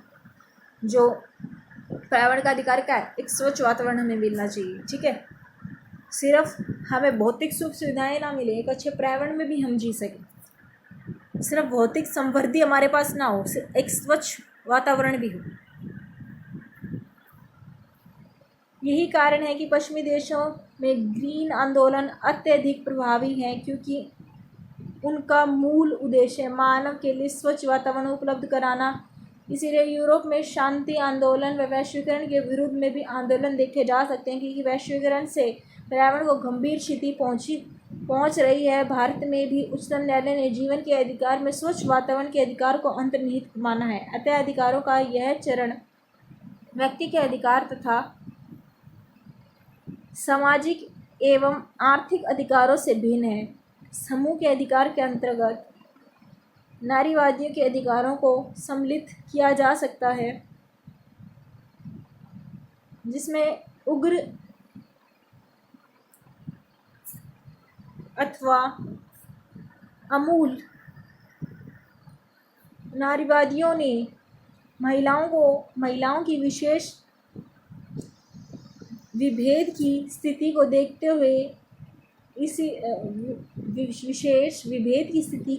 हुए उनके लिए अलग अधिकारों की मांग की है, जैसे गर्भपात का अधिकार, संपत्ति में अधिकार, विवाह तलाक से संबंधित अधिकार। उनका तर्क है कि लोकतांत्रिक समाज में भी पुरुषों तथा महिलाओं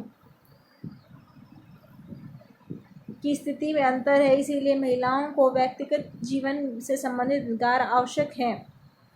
इसके अभाव में व्यक्तिगत, सामाजिक व आर्थिक अधिकार प्रभावी नहीं हो सकते।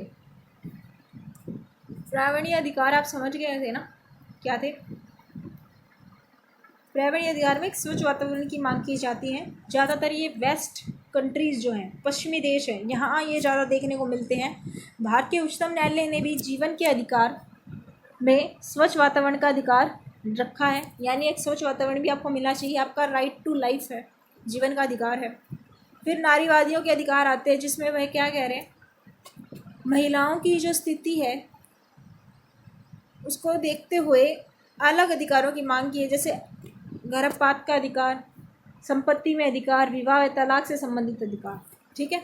लोकतांत्रिक समाज में पुरुषों और महिलाओं की स्थिति में अंतर है, और महिलाओं को भी अपने जीवन के कुछ अधिकार मिलने चाहिए अलग से, और जिनके अभाव में वह अपना व्यक्तिगत, सामाजिक व आर्थिक अधिकार उनके प्रभावी नहीं हो सकते, ठीक है। उन्हें भी कुछ व्यक्तिगत अधिकार मिलने चाहिए, पर्सनल राइट मिलने चाहिए। अधिकारों का विकास के विभिन्न चरण देखिए। अधिकारों की संकल्पना आधुनिक युग की देन है, ये हम पहले भी पढ़ चुके हैं, आधुनिक युग की देन है। इसका मूल आधार होब्स के विचारों से देखा जा सकता है, जो निम्नलिखित है। प्रत्येक व्यक्ति के जीवन का मूल उद्देश्य आत्म संरक्षण करना है, आत्म संरक्षण, खुद का संरक्षण करना है। प्राकृतिक अवस्था में प्रत्येक व्यक्ति अपने आत्मसंरक्षण के तरीकों का निर्धारण करने के लिए स्वतंत्र था। प्राकृतिक अवस्था में सभी अपने आत्मसंरक्षण के तरीकों का निर्धारण करने के लिए स्वतंत्र थे। प्राकृतिक अवस्था में व्यक्ति आत्मसंरक्षण के लिए कोई भी उपाय कर सकता था। प्राकृतिक अवस्था समाप्त करने के लिए व्यक्तियों ने परस्पर समझौता किया तथा उसमें अपने ऊपर शासन करने का अधिकार का परित्याग कर दिया। और यह अधिकार किसको दे दिया? सरकार को दे दिया कि आप हम पर शासन करें, ठीक है, पर हमारी रक्षा भी करें। होब्स के विचारों में राज्य के अधिकारों का समर्थन किया गया है। होब्स के विचारों में राज्य के अधिकारों का समर्थन किया गया है, इसीलिए उसने पूर्ण सत्तावादी शासन का समर्थन किया है। होब्स के विचारों में राज्य के अधिकारों का समर्थन किया गया है। होब्स के जो विचार है उसमें राज्य के अधिकार हैं उनका समर्थन किया गया है, इसीलिए पूर्ण सत्तावादी शासन का समर्थन किया गया है। राज्य के अधिकारों का समर्थन करेगा तो पूर्ण सत्तावादी का ही समर्थन करेगा। अधिकारों की संकल्पना के जन्मजात जॉन लॉक ने, जिन्होंने स्पष्ट कहा कि प्राकृतिक अवस्था में सभी व्यक्ति समान थे तथा व्यक्ति को जन्मजात प्राकृतिक अधिकार प्राप्त है जिसमें स्वतंत्रता का जीवन, संपत्ति, स्वास्थ्य और शरीर के अंगों पर उसका अपना अधिकार। होब्स क्या थे? राज्य के जो अधिकार हैं उनका ज़्यादा समर्थन करते हैं, पूर्ण सत्तावादी शासन का समर्थन करते हैं। अधिकारों की संकल्पना के जो जन्मदाता हैं वो जॉन लॉक हैं। उन्होंने क्या कहा है? प्राकृतिक अवस्था में भी व्यक्तियों को कुछ अधिकार प्राप्त हैं, वो जन्मजात प्राप्त हैं और ये प्रकृति से ही मिले हैं। हम पहले भी पढ़ चुके हैं। कौन सा? स्वतंत्रता, जीवन, संपत्ति, स्वास्थ्य और उसके शरीर के अंगों पर उसका अपना अधिकार। समाज में प्रत्येक व्यक्ति का यह नैतिक कर्तव्य है कि वह दूसरों के अधिकारों का संरक्षण करे एवं राज्य का निर्माण इन्हीं प्राकृतिक अधिकारों की रक्षा के लिए किया जाता है। राज्य के द्वारा प्राकृतिक अधिकारों को न तो छीना जा सकता है और न ही सीमित किया जा सकता है। मैकफर्सन के अनुसार लॉक मूलतः पूंजीवादी विचारक हैं, अतः उन्होंने संपत्तिशाली शक्तियों के अधिकारों का समर्थन किया। समाज में प्रत्येक व्यक्ति का नैतिक कर्तव्य क्या है? वह दूसरों के जीवन का संरक्षण करे। राज्य का निर्माण इन्हीं प्राकृतिक अधिकारों की रक्षा के लिए किया गया है। राज्य के प्राकृतिक अधिकार को न तो छीना जा सकता है और न राज्य प्राकृतिक अधिकारों को न तो छीन सकता है और न ही इन्हें सीमित कर सकता है। ये जॉन लॉक कह रहे थे पहले वाला पैरे में, ठीक है। समाज में प्रत्येक व्यक्ति को नैतिक कर्तव्य है। समाज में प्रत्येक व्यक्ति का नैतिक कर्तव्य है। फिर मैकफर्सन के अनुसार क्या है? जॉन लॉक मूलतः पूंजीवादी विचारक हैं। उन्होंने संपत्तिशाली व्यक्तियों के अधिकारों का समर्थन किया। लॉक ने प्राकृतिक अधिकारों के समर्थन का प्रभाव अमेरिकी में फ्रांसीसी क्रांति पर हुआ। थॉमस पेन ने अपनी प्रसिद्ध पुस्तक राइट्स ऑफ मैन 1791, ये याद रखना बहुत ही इम्पोर्टेंट बुक है। Rights of man 1791 Thomas pen द्वारा लिखी गई थी। लॉक के प्राकृतिक अधिकारों का समर्थन किया, ठीक है। राइट्स ऑफ मैन में क्या गया है? लॉक के प्राकृतिक अधिकारों का समर्थन किया है। और जो प्राकृतिक अधिकारों की लॉक की जो अवधारणा है उससे कौन कौन, उस सिद्धांत से कौन कौन इन्फ्लुएंस हुए, प्रभावित हुए? अमेरिका में फ्रांसीसी क्रांति।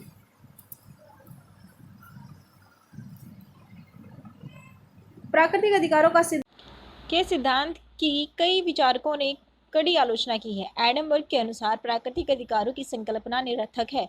यह अमूर्त व तात्विक है एवं अत्यधिक सरल है, ठीक है। जो क्या कह रहे हैं कि प्राकृतिक अधिकार क्या है? क्या है प्राकृतिक अधिकार? इनकी जो संकल्पना दी गई है वह बिल्कुल ही अर्थहीन है, निरर्थक है और अमूर्त है, ठीक है। कौन कह रहा है? ये एडमबर्ग कह रहे हैं, ठीक है, जो प्राकृतिक अधिकारों के आलोचक है। बर्ग के अनुसार अधिकार एक विशेष इतिहास में परिस्थितियों की देन होते हैं। बर्ग ने इंग्लैंड का उल्लेख करते हैं, क्या कह रहे हैं वो बाद में कि अधिकार क्या होते हैं? वो कह रहे हैं अधिकार इतिहास में परिस्थिति की देन होते हैं। फिर वो इंग्लैंड का उदाहरण देते हैं। इंग्लैंड का उल्लेख करते हुए उन्होंने कहा कि यहाँ के लोगों को समाज के विकास के परिणाम स्वरूप स्वाभाविक रूप में अधिकार प्राप्त हो गए। नागरिक और राजनीतिक अधिकार, सिविल एंड पॉलिटिकल राइट्स, परंपरा की देन है, ऐसा बर्ग की मान्यता है। मैनथम ने प्राकृतिक अधिकारों की धारणा का जोरदार खंडन किया है। इनके अनुसार समाज व राज्य से पहले अधिकारों की कल्पना करना पूर्णतः अतार्किक व निरर्थक होगा, ठीक है। इनके अनुसार अधिकार राज्य द्वारा ही प्रदत्त किए जाते हैं, यानी दिए जाते हैं, प्रदान किए जाते हैं। ठीक है, जोरदार खंडन करते हैं प्राकृतिक अधिकारों का बेंथम। ठीक है, क्योंकि वो क्या कहते हैं, समाज में राज्य से पहले अधिकारों की अगर आप कल्पना भी कर रहे हो तो यह पूर्णतः अतार्किक है या निरर्थक है। अतः उन्होंने लोक की मान्यता को बकवास कहा, वैधानिक अधिकारों का समर्थन किया। लोक से लेकर बेंथम तक ने व्यक्तियों के स्वतः रूप में अधिकार प्रदान किए हैं, जिसे हर्बर्ट हट ने अधिकारों का चयनात्मक वैकल्पिक सिद्धांत कहा। व्यक्ति को स्वतः रूप से अधिकार आधुनिक युग में प्रदान हुए हैं तथा संबंधवादी विशेषाधिकारों का अंत हो गया है, परंतु व्यक्ति नागरिक और राजनीतिक अधिकार विषमतापूर्ण समाज में वर्ग विशेष या समुदाय विशेष का विशेषाधिकार बन जाते हैं। इंग्लैंड ने रॉयल कमीशन की रिपोर्ट में औद्योगिकरण के सामाजिक दुष्परिणामों को चित्रित किया। परिणाम स्वरूप अधिकारों के द्वितीय चरण का विकास हो गया। द्वितीय चरण का विकास कब हुआ था? जब रॉयल कमीशन आया था। किसके ऊपर? औद्योगिकरण के जो सामाजिक दुष्परिणाम हो रहे हैं उसके ऊपर। कल्याणकारी राज्य द्वारा लोगों को सकारात्मक अधिकार प्रदान किए गए हैं। हर्ट के अनुसार लोगों को कल्याणकारी अधिकार दिए गए हैं। व्यक्ति के व्यक्तित्व के विकास के लिए न्यूनतम सामाजिक व आर्थिक परिस्थितियां उपलब्ध होनी चाहिए। ग्रीन के विचारों में कल्याणकारी अधिकारों पर बल दिया गया। ग्रीन ने प्राकृतिक अधिकारों की संकल्पना को निम्नलिखित कारणों से अस्वीकृत कर दिया। ठीक है, किन कारणों से अस्वीकृत कर दिया? ग्रीन के अनुसार प्राकृतिक अधिकारों की संकल्पना में अधिकार व कर्तव्य का विभाजन हो गया है। लोक ने माना है कि व्यक्ति के अधिकार जन्मजात है। प्राकृतिक अधिकारों को समाज के विरुद्ध माना गया है, जिसे ग्रीन ने दोषपूर्ण कहा। ग्रीन ने प्राकृतिक अधिकार शब्द का प्रयोग किया, किंतु इसकी व्याख्या नितांत निम्न रूप में की है। ठीक है, इस शब्द का प्रयोग तो किया, पर इसकी जो व्याख्या की वो नितांत निम्न रूप में। ठीक है, बहुत निम्न कोटि का माना। ग्रीन के अनुसार प्राकृतिक अधिकार मानव के वे नैतिक दावे हैं जिनके अभाव में मानव पूर्ण नहीं हो सकता, और समाज इस नैतिक दावे को पूर्णता में समाहित होता है। समाज इस नैतिक दावे की पूर्णता में समाहित होता है। वह मानव का विकास सामाजिक जीवन प्राकृतिक है, इसीलिए प्राकृतिक अधिकार का आशय नैतिक पूर्णता प्राप्त करना है। इनके अनुसार व्यक्ति के नैतिक कार्य समाज में ही संपन्न होते हैं। ग्रीन के अनुसार अधिकार मानव के विकास के लिए बाह्य परिस्थितियां हैं। क्या है भाई? व्यक्ति के नैतिक कार्य समाज में ही संपन्न होते हैं, इसीलिए ग्रीन के अनुसार अधिकार मानव के विकास के लिए बाह्य परिस्थितियां हैं। हेरोल्ड लास्की ने अपनी प्रसिद्ध रचनाएं ग्रामर ऑफ पॉलिटिक्स 1925, याद रखना, Harold Laski grammar of politics 1925 में कहा कि स्वतंत्रता का आशय प्रतिबंधों का अभाव ही नहीं बल्कि अवसरों की उपलब्धता भी है। कि आप सिर्फ प्रतिबंधों को हटा रहे हैं, प्रतिबंध नहीं लगा रहे हो, तो इसे कोई स्वतंत्रता नहीं कहेंगे। स्वतंत्रता का आशय यह भी है कि अवसर भी दिए जा रहे हैं, आपके लिए अवसर भी उपलब्ध है। लास्की के अनुसार स्वतंत्रता मूलतः व्यक्तिगत व राजनीतिक होने के साथ साथ आर्थिक भी होती है। लास्की ने तो यहाँ तक कहा कि राज्य की पहचान राज्य द्वारा प्रदत्त अधिकारों के द्वारा होती है। क्या कह रहे हैं लास्की? राज्य की पहचान ही उसके द्वारा दिए गए अधिकारों से होती है, कि उसने कितने अधिकार दिए हैं। मार्क्स ने उपरोक्त अधिकारों की संकल्पना की कड़ी आलोचना की। पूंजीवादी समाज में प्राप्त अधिकार बर्जुआ व्यक्तियों के अधिकार हैं। मार्क्स ने पूंजीवादी व्यवस्था में व्यक्ति दोहरा जीवन जीने को विवश है, क्योंकि नागरिक रूप में उसे समान माना जाता है, परंतु वर्ग विभाजित समाज में उसके अधिकार व स्वतंत्रता निरर्थक सिद्ध होते हैं। उदारवादी अधिकारों की धारणा एक कृत्रिम व्यक्ति और यांत्रिक समाज पर आधारित है। ठीक है, मार्क्सवादियों के तो पूंजीवाद और बर्जुआ उनका ही विरोध करेंगे कि सारे अधिकार आपने उन्हीं को दे दिए हैं, हमें तो सिर्फ राजनीतिक अधिकार है, आर्थिक और सामाजिक राइट्स तो उन्हीं के पास है, वो ही ज्यादा ग्रोथ करवा रहे हैं। ठीक है, वर्ग विभाजन हो गया है।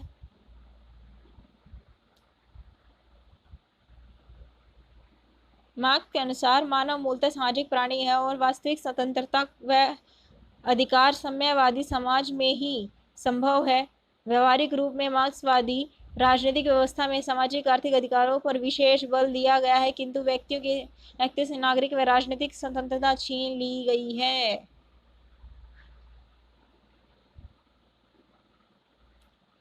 समकालीन विश्व में अधिकारों की धारणा। सभी व्यक्तियों को प्राथमिक स्वतंत्र जॉन रॉल्स ने सभी व्यक्तियों को प्राथमिक वस्तुओं को प्राप्त करने का समान अधिकार दिया। यद्यपि नव उदारवादियों ने रॉल्स की मान्यता को अस्वीकृत कर दिया। इस संबंध में नोजिक ने आत्मस्वतंत्रता के सिद्धांत का समर्थन किया। व्यक्ति असीमित संपत्ति अर्जित कर सकता है बेशर्त वह वैध हो, क्योंकि संपत्ति अथवा क्षमता व प्रतिभा का परिणाम है। ठीक है, रॉल्स ने क्या कहा कि सभी व्यक्तियों को प्राथमिक वस्तुओं प्राप्त करने का समान अधिकार होना चाहिए, यानी सबके पास मूलभूत आवश्यक प्राथमिक वस्तुएं तो हों। लेकिन नोजिक उनका विरोध कर रही है। हमने पहले वाले चैप्टर अपने न्याय में भी पढ़ा था, जब वो न्याय का जो जॉन रॉल्स का सिद्धांत था उसमें वो कह रहे थे सभी को प्राथमिक मूलभूत सुविधाएं तो होनी चाहिए, लेकिन नोजिक क्या कह रहे थे, नहीं, यह नहीं होना चाहिए। ठीक है, वह अपनी क्षमता के अकॉर्डिंग ही रखेगा, यानी उसमें जितना वो हुआ, जितनी उसमें कैपेबिलिटी है उतना आगे जा सकता है। ठीक है, असीमित संपत्ति वह अर्जित कर सकता है बेशर्त वह वैध होनी चाहिए सिर्फ। ठीक है, क्योंकि संपत्ति उसकी क्षमता व प्रतिभा का परिणाम है। उसमें जितनी क्षमता थी, प्रतिभा थी, वह उतना आगे चला गया। लेकिन जॉन रॉल्स क्या चाहते थे कि समाज में एक समानता होनी चाहिए। ठीक है, वो प्रगतिशील कर की बात करते थे, यानी अब ज्यादा अमीरों पर ज्यादा कर लगाया जाए। ठीक है, उत्तराधिकारियों या उपहार देते हम किसी को, उन पर कर लगाया जाए उनकी। लेकिन नोजिक इस बात का खंडन करते हैं कि नहीं, ऐसा नहीं होना चाहिए। वो अपनी प्रतिभा और क्षमताओं से वह है, अगर उसका अर्जन वैध है तो वो उसको वह इच्छा है वो उसे किसी भी दे सकता है। समकालीन विचारक रोनाल्ड डार्किन ने अपनी प्रसिद्ध पुस्तक टेकिंग राइट सीरियसली 1977 में मानवाधिकार को नैतिक अधिकारों के रूप में व्यक्त किया। इनके अनुसार प्रत्येक नागरिक के साथ समान व्यवहार होना चाहिए एवं प्रत्येक व्यक्ति की गरिमा सम्मान होनी चाहिए। ठीक है, समकालीन विचारक रोनाल्ड डार्किन ने अपनी प्रसिद्ध पुस्तक टेकिंग राइट सीरियसली 1977 में आई थी, जो उसमें मानवाधिकार के नैतिक अधिकारों के रूप में व्यक्त किया था। और उनके अनुसार क्या था, प्रत्येक नागरिक के साथ समान व्यवहार होना चाहिए, क्योंकि प्रत्येक नागरिक की जो गरिमा है, प्रत्येक व्यक्ति की जो गरिमा है वह सम्मान, और प्रत्येक व्यक्ति की गरिमा का सम्मान होना चाहिए, क्योंकि गरिमाएं समान है, सबकी डिग्निटी सेम है। ठीक है, हर किसी की अपनी डिग्निटी होती है, नोबडी कैन हार्ट दैट। वर्ष 1980 के दशक में पूरे विश्व में नव उदारीकरण की नीतियों का प्रयोग होने लगा। ठीक है, वर्ष 1980 के दशक में क्या हुआ था, पूरे विश्व में नव उदारीकरण की नीतियों का उपयोग होने लगा था। ठीक है, अपने इंडिया में भी हो गया था ना 1991 में, उदारीकरण, निजीकरण आ गए थे ना ये चीजें 1991 में। ठीक है, 1980 के दशक में क्या होने लगा था, पूरे विश्व में नव उदारीकरण की नीतियों का प्रयोग होने लगा था। अतः कुछ विचारकों ने भविष्य में सामाजिक व आर्थिक अधिकारों की संकल्पना में कटौती की आशंका व्यक्त की, क्योंकि बाजारवादी अर्थव्यवस्था में नागरिक व राजनीतिक अधिकारों पर ज्यादा बल दिया गया। ठीक है, तो कुछ विचारकों ने क्या कहा, भविष्य में सामाजिक व आर्थिक अधिकारों की संकल्पना में कटौती की आशंका व्यक्त की, क्योंकि बाजारवादी अर्थव्यवस्था में नागरिक व राजनीतिक अधिकारों पर ज्यादा बल दिया गया। उपरोक्त मान्यता पूर्णतः सत्य नहीं है, क्योंकि किसी भी व्यवस्था में सामाजिक व आर्थिक अधिकारों की अवहेलना करना संभव नहीं है। समकालीन समाज में परंपरागत समाजवाद व पूंजीवाद के मध्य का बिंदु तलाश किया जा सकता है, जिसे गिब्स ने तीसरा मार्ग कहा है। इनके अनुसार नव उदारवादी नीतियां कल्याणकारी अधिकारों की विरोधी नहीं, ऐसी ही मान्यता अमर्त्य सेन की भी है। अब देखिए मानवाधिकार, ह्यूमन राइट्स। मानव होने के नाते मानव को जो अधिकार प्राप्त होते हैं उनको मानवाधिकार कहते हैं। ठीक है, आप ह्यूमन हैं, उसके बिहाफ पे आपको कुछ राइट्स मिले हैं, तो उसे हम क्या कहेंगे, मानवाधिकार। आप मानव हैं इसलिए आपको वो अधिकार मिले हैं, जिसका मूल आधार प्रत्येक व्यक्ति की गरिमा से है। मानव को जाति, लिंग, संपत्ति व राष्ट्र राज्य के आधार पर नहीं, बल्कि मानव को मानव होने के आधार पर अधिकार प्राप्त होते हैं। कांट के अनुसार प्रत्येक व्यक्ति स्वयं में साध्य है। संयुक्त राष्ट्र संघ के घोषणा पत्र के माध्यम से 10 दिसंबर 1948 को वैश्विक स्तर पर मानवाधिकारों की घोषणा को स्वीकृति दी गई। मूलतः ये अधिकार हिटलर के सहयोगी थे। मूलतः ये अधिकारी जो थे वो हिटलर के सहयोगी थे, जिन्होंने द्वितीय विश्व के युद्ध में यहूदियों के साथ बहुत बर्बर व्यवहार किया था, जिसके उपरांत मानवाधिकारों की घोषणा की गई थी ताकि आगे से कोई हिटलर जन्म न ले और अन्य मानवों के साथ कोई दुर्व्यवहार न हो सके। याद रखना ये बात कि मानवाधिकारों की घोषणा कब हुई थी? संयुक्त राष्ट्र संघ में 10 दिसंबर 1948 को। अब मानवाधिकारों का अर्थ देख लीजिए। समानता मानवाधिकार एवं अधिकार समान रूप में प्रयुक्त किए जा सकते हैं। इसीलिए जब लोग जैसे विचारक ने प्राकृतिक अधिकारों की संकल्पना प्रस्तुत की तो यह मूलतः मानवाधिकारों का ही रूप था, क्योंकि मानवाधिकार का आशय व्यक्ति के उन नैतिक अधिकारों से है जो व्यक्ति होने के नाते प्राप्त है, लेकिन व्यवहारिक रूप में समुच्चय मानव जाति के लिए अधिकार दीर्घकाल में प्राप्त हो सका, क्योंकि लोग जैसे व्यक्तियों के लिए अधिकार मूलतः संपत्तिशाली व्यक्ति के अधिकार थे। उस समय महिलाओं को पुरुषों के समान अधिकार प्राप्त नहीं हुए। इस पैराग्राफ में किया गया समानता मानवाधिकार क्या है? अधिकार के समान रूप में प्रयुक्त किए जा सकते हैं।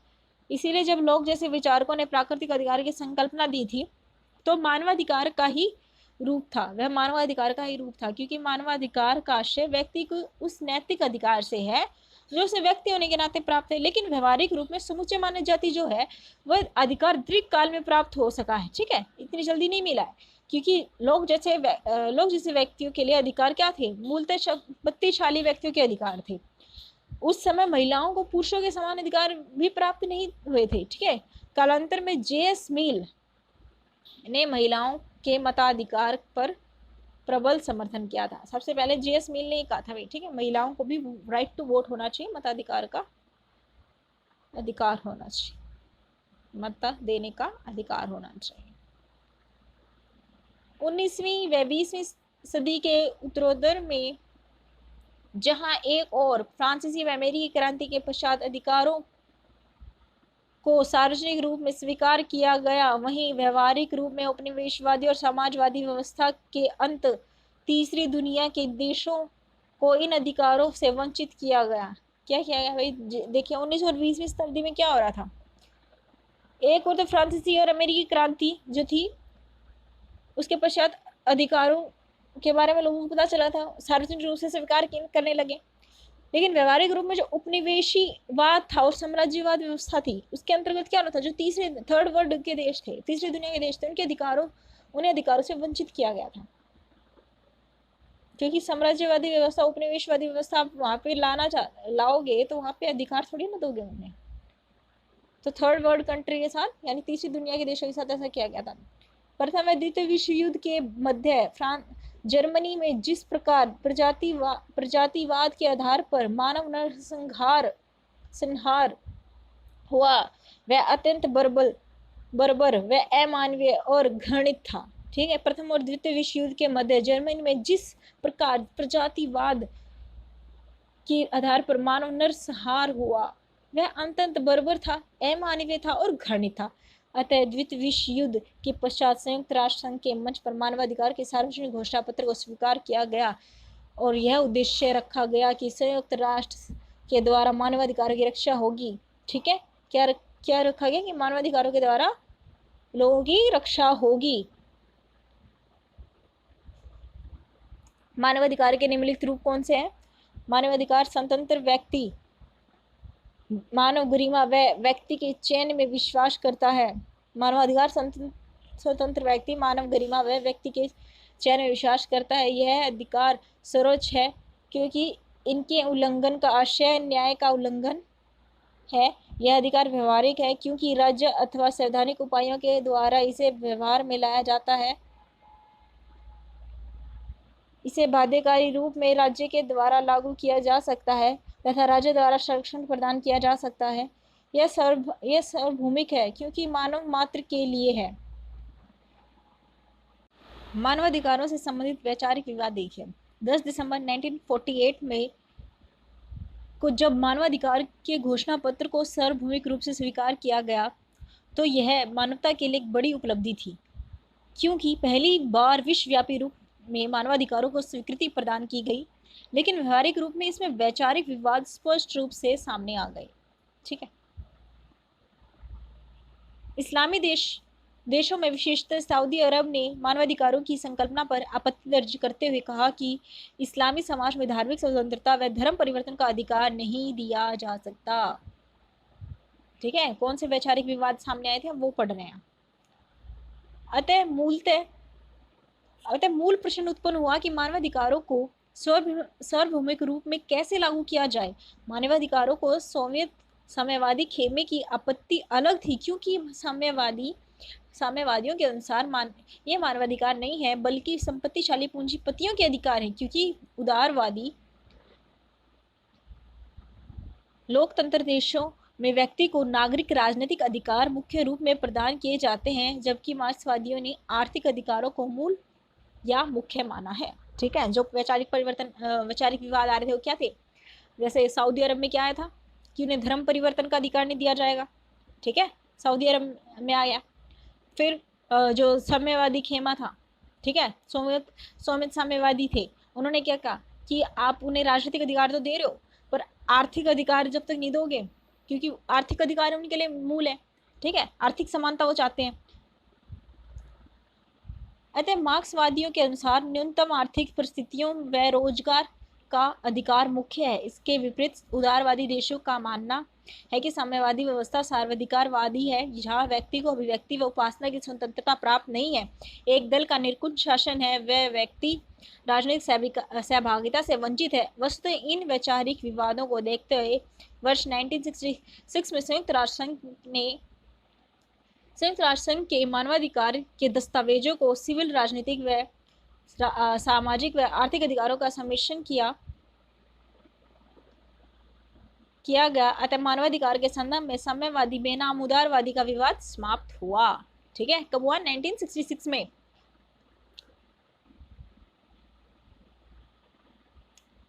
मानवाधिकार सार्वभौमिक या सापेक्ष। अफ्रीका देशों द्वारा 1981 में मानवाधिकारों के लिए एक घोषणा पत्र मंजुला चार्टर जारी किया गया। कब किया गया? अफ्रीकाई देशों के लिए जो कब किया गया था? 1981 में मानवाधिकारों की घोषणा पत्र का एक बंजुल चार्टर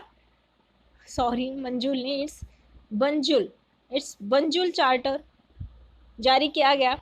मानवाधिकारों के संदर्भ में सार्वभौमिक बेनाम सापेक्षवाद को लेकर प्रश्न खड़ा हुआ था। इसीलिए मूल प्रश्न यह है कि क्या पूरे विश्व में मानवाधिकारों का सरलीकृत रूप में स्वीकार किया जा सकता है?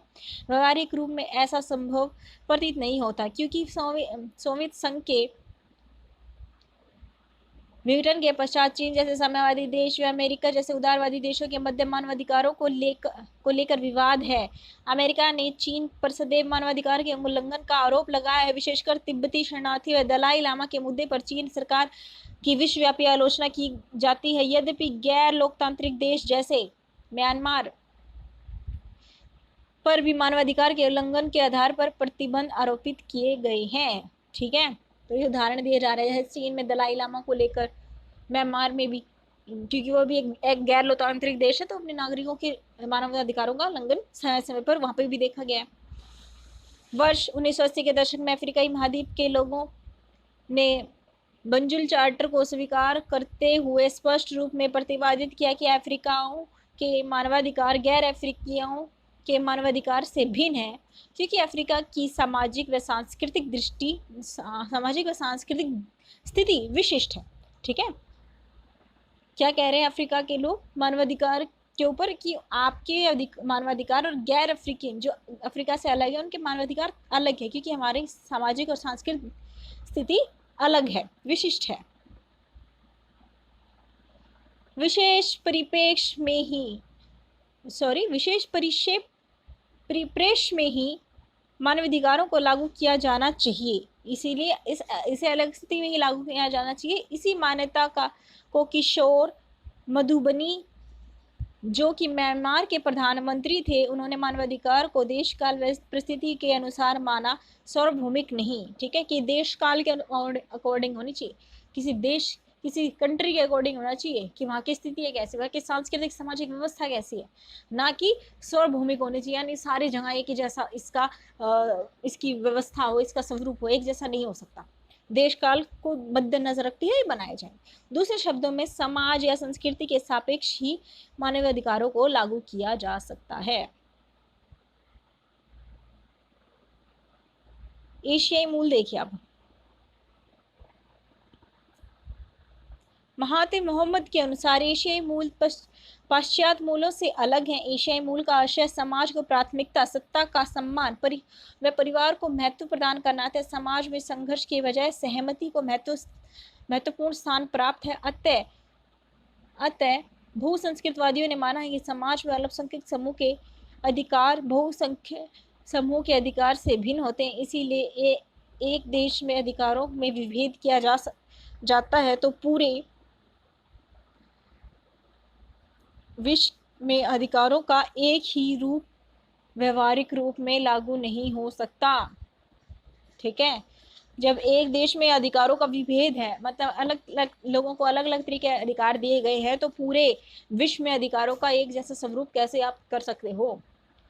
यद्यपि मलेशियाई प्रधानमंत्री महातिर मोहम्मद की आलोचना की गई कि वे एशियाई मूलों की आड़ में गैर लोकतांत्रिक शासन को वैधता प्रदान करने का प्रयत्न कर रहे हैं, कि वो एशियाई मूल्य की दुहाई देकर गैर लोकतांत्रिक, ठीक है, गैर लोकतांत्रिक शासन को वैधता दे रहे हैं, गैर लोकतांत्रिक शासन को बढ़ावा दे रहे हैं, उसे वैध बता रहे हैं। इसीलिए यह ध्यान देने योग्य है कि लोकतांत्रिक शासन प्रणाली एशियाई समाजों के लिए पूर्णतः उपयुक्त है, लेकिन यह महत्वपूर्ण है कि एशियाई समाज स्पष्ट रूप में पश्चिमी समाजों से भिन्न है। वह मानवाधिकार को लागू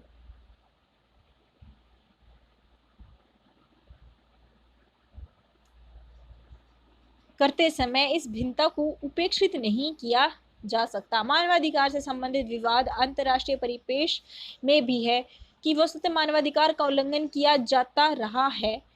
आतंकवाद व विघटनवादी को किस प्रकार परिभाषित किया जाए अभी भी महत्वपूर्ण प्रश्न है। अंतर्राष्ट्रीय राजनीति में एक ही मापदंड का प्रयोग नहीं हो रहा है। जैसे कुर्द के लोगों के मानवाधिकारों के उल्लंघन का आरोप सद्दाम हुसैन पर लगाया गया, जबकि चेचन्या के संदर्भ में पहले पश्चिमी देशों में मानवाधिकार का उल्लंघन का आरोप लगाया। ठीक है, क्या बता रहे इस पैराग्राफ में, फिर से देखिए कि मानवाधिकार का जो विवाद है अंतर्राष्ट्रीय परिपेक्ष में भी है। ठीक है, मानवाधिकारों से संबंधित विवाद अंतर्राष्ट्रीय परिपेक्ष में भी है। कैसे है कि मानवाधिकारों का उल्लंघन है ना, वो आतंकवाद और विघटनवादियों को किस प्रकार परिभाषित करता है। ठीक है, कहीं इसकी डेफिनेशन अलग होती है, इसकी परिभाषा अलग होती है, कहीं अलग होती है।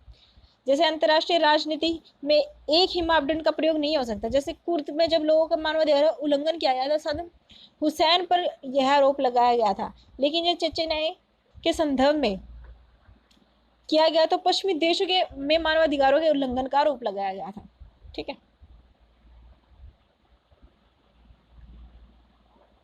11 सितंबर 2001 की आतंकवादी घटना के पश्चात पश्चिमी देशों व अमेरिका के दृष्टिकोण में परिवर्तन हुआ। अमेरिका के अनुसार लीबिया व ईरान जैसे राष्ट्र आतंकवाद को प्रोत्साहित करते हैं, लेकिन पाकिस्तान के संदर्भ में अमेरिका का दृष्टिकोण परिवर्तित नहीं हुआ। ठीक है, क्या कह रहे हैं इसमें, 2001 में जब अमेरिका पे आतंकवादी हमला हुआ, तब उन्होंने ईरान और लीबिया को आतंकवाद को प्रोत्साहित करने वाला राज्य बनाया, स्टेट बताया। ठीक है, उनको ऐसा देश बताया। लेकिन पाकिस्तान जो भारत में बार बार वो कर रहा है, आतंकवाद फैला रहा है, उसके संबंध में उसका दृष्टिकोण अलग था। ठीक है, तो उसका जो डिफरेंट वो है, व्यू है, वो उसमें बता रहे हैं कि अलग अलग नजरिया दोनों के लिए। मानवाधिकार का मूल आधार लोक के विचारों से ही आरंभ हुआ, इसका विकास लास्की तक हुआ। व्यवहारिक रूप में द्वितीय विश्व युद्ध के पश्चात मानवाधिकारों को वैश्विक संस्था के द्वारा वैश्विक रूप में लागू करने का प्रयास किया गया। मानव को यह अधिकार मानव होने के कारण प्राप्त हुए हैं। मानवाधिकारों की आरंभिक घोषणा 10 दिसंबर 1948 के पश्चात इसमें समूह के अधिकारों पर भी बल दिया गया है। नागरिक व राजनीतिक अधिकारों के अंतर्राष्ट्रीय समझौते वर्ष 1966 के अनुच्छेद 27 में कहा गया कि प्रत्येक नर जातीय, धार्मिक, भाषीय व अल्पसंख्यकों को भी अपनी संस्कृति के आचरण व इसके प्रयोग की आज़ादी है। वर्ष 1992 में संयुक्त राष्ट्र संघ के अल्पसंख्यकों के अधिकारों की घोषणा पत्र के अनुच्छेद 2 में कहा गया कि राष्ट्रीय या नर जातीय, धार्मिक, अल्पसंख्यक समूहों को अपनी संस्कृति की रक्षा करने, धर्म को मानने व आचरण करने की निजी व सार्वजनिक जीवन में अपनी भाषा का उपयोग करने का अधिकार है। ठीक है। वर्ष 1992 में क्या कहा गया था? संयुक्त राष्ट्र में अल्पसंख्यकों को भी अधिकार दिया गया अनुच्छेद 2 के द्वारा। उसमें क्या कहा गया कि राष्ट्रीय व नर जातीय व धार्मिक अल्पसंख्यक जो समूह है उन्हें भी अपनी संस्कृति की रक्षा करने का, धर्म को मानने का, उसे आचरण करने का और निजी व सार्वजनिक जीवन में अपनी भाषा का प्रयोग करने का अधिकार है। अनुच्छेद 2 में यह चीज मेंशन है।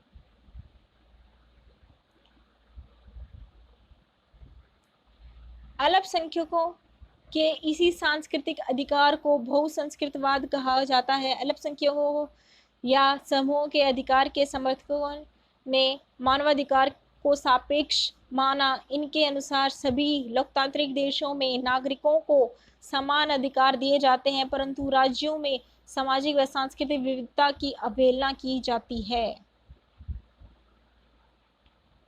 लोकतांत्रिक राज्य स्वयं को सभी धर्म व संस्कृतियों के तटस्थ से मानते हैं, लेकिन वास्तविक रूप में राज्य व सरकार के द्वारा बहुसंख्यक समुदाय की संस्कृति व मूल्यों का समर्थन किया जाता है। इसीलिए बहुसंस्कृतवादी सार्वभौमिक अधिकारों के बजाय विभेद के समर्थक उनके अनुसार सभी व्यक्तियों के साथ समान व्यवहार की बजाय इनके सामाजिक और सांस्कृतिक परिपेक्ष में व्यवहार किया जाना चाहिए। किमलिका ने बहुसंस्कृतवादियों की मान्यता को निम्नलिखित रूपों में व्यक्त किया। समाज में अल्पसंख्यकों को विशेष अधिकार प्राप्त होने चाहिए। कौन कह रहा है? किमलिका। अधिकार व्यक्तियों के ही नहीं, आपूर्ति समूह के भी होते हैं। अल्पसंख्यकों की संस्कृति का सम्मान होना चाहिए तथा उनकी विशिष्टता को संरक्षित किया जाना चाहिए। उदारवादी लोकतांत्रिक व्यवस्था में अधिकार की संकल्पना बहुमत समाज द्वारा निर्धारित होती है। भिखु पारिक के अनुसार प्रत्येक समुदाय को अपनी सामुदायिक पहचान बनाने के लिए अलग अधिकार की आवश्यकता होती है। लोकतांत्रिक व्यवस्था में निर्णय बहुमत के आधार पर होते हैं, इसीलिए अल्पसंख्यकों के अधिकारों को संरक्षित करने की विशेष आवश्यकता होती है। समकालीन समाज में अत्यधिक विविधतापूर्ण है, इसीलिए ऐसे समाज में प्रवासी अल्पसंख्यकों के अधिकारों को संरक्षित करने का प्रयत्न होना चाहिए। ये कौन कह रहे हैं? भिखु पारिक कह रहे हैं कि प्रत्येक समुदाय को अपनी सामुदायिक पहचान बनाने के लिए अलग अधिकारों की आवश्यकता होती है। ठीक है। और लोकतांत्रिक व्यवस्था में क्या होता है? निर्णय बहुमत के आधार पर होते हैं, इसीलिए अल्पसंख्यकों के अधिकारों को संरक्षित करने के लिए उन्हें विशेष अधिकारों की आवश्यकता होगी ना। इसलिए समकालीन समाज में अत्यधिक विविधतापूर्ण है। जो समकालीन समाज है वो अत्यधिक विविधतापूर्ण है, यानी बहुत सारी विविधता देखी जाती है। इसीलिए ऐसे समाज में प्रवासी अल्पसंख्यकों के अधिकारों को संरक्षित करने का प्रयत्न होना चाहिए। वर्ष 1980 के दशक में समूह के अधिकारों और अल्पसंख्यकों के अधिकारों की मान्यता प्रभावी हुई, परंतु इस संबंध में एक व्यवहारिक समस्या भी उत्पन्न हुई कि अल्पसंख्यकों को अपनी भाषा व संस्कृति के बजाय बहुमत की भाषा और संस्कृति सीखने के इच्छुक होते हैं। समुदायवादियों का मानवाधिकार के प्रति दृष्टिकोण देखिए। समुदायवादी व्यक्तिवादी अधिकारों के आलोचक हैं। ठीक है। वो व्यक्ति विशेष के अधिकारों की आलोचना करेंगे क्योंकि वो समूह की बात करते हैं। माइकल जे सैंडल ने अपनी प्रसिद्ध रचना liberalism and the limits of justice 1982, liberalism and the limits of justice 1982 में रॉयल्स के सार्वभौमिक अधिकारों की मान्यता का खंडन किया। इनके अनुसार व्यक्ति के अधिकारों की कल्पना समाज से पृथक रूप में नहीं है, इसीलिए उन्होंने उदारवादी अधिकारों की संकल्पना को अमूर्त व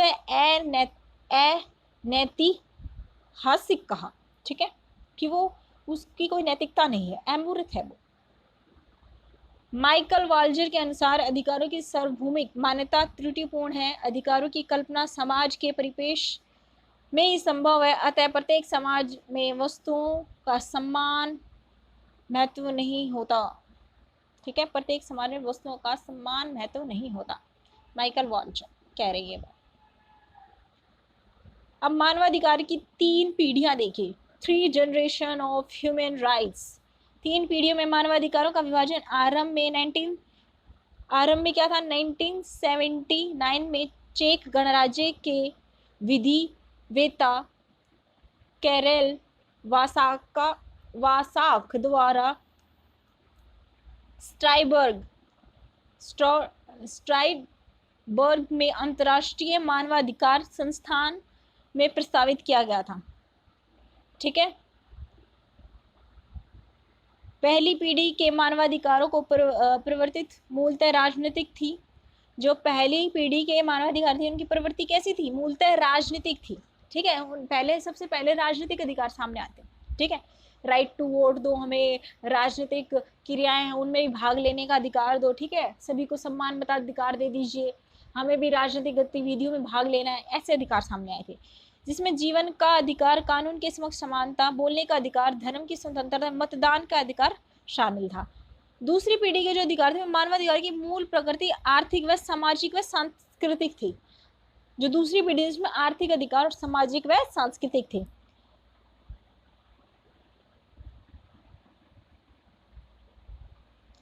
तीसरी पीढ़ी में क्या हुए, मानवाधिकार के वे अधिकार जो महज नागरिक तथा सामाजिक से परे, इसमें आत्मनिर्णय का अधिकार, स्वस्थ वातावरण का अधिकार, प्राकृतिक संसाधनों का अधिकार व सांस्कृतिक विरासत में भागीदारी का अधिकार सम्मिलित था।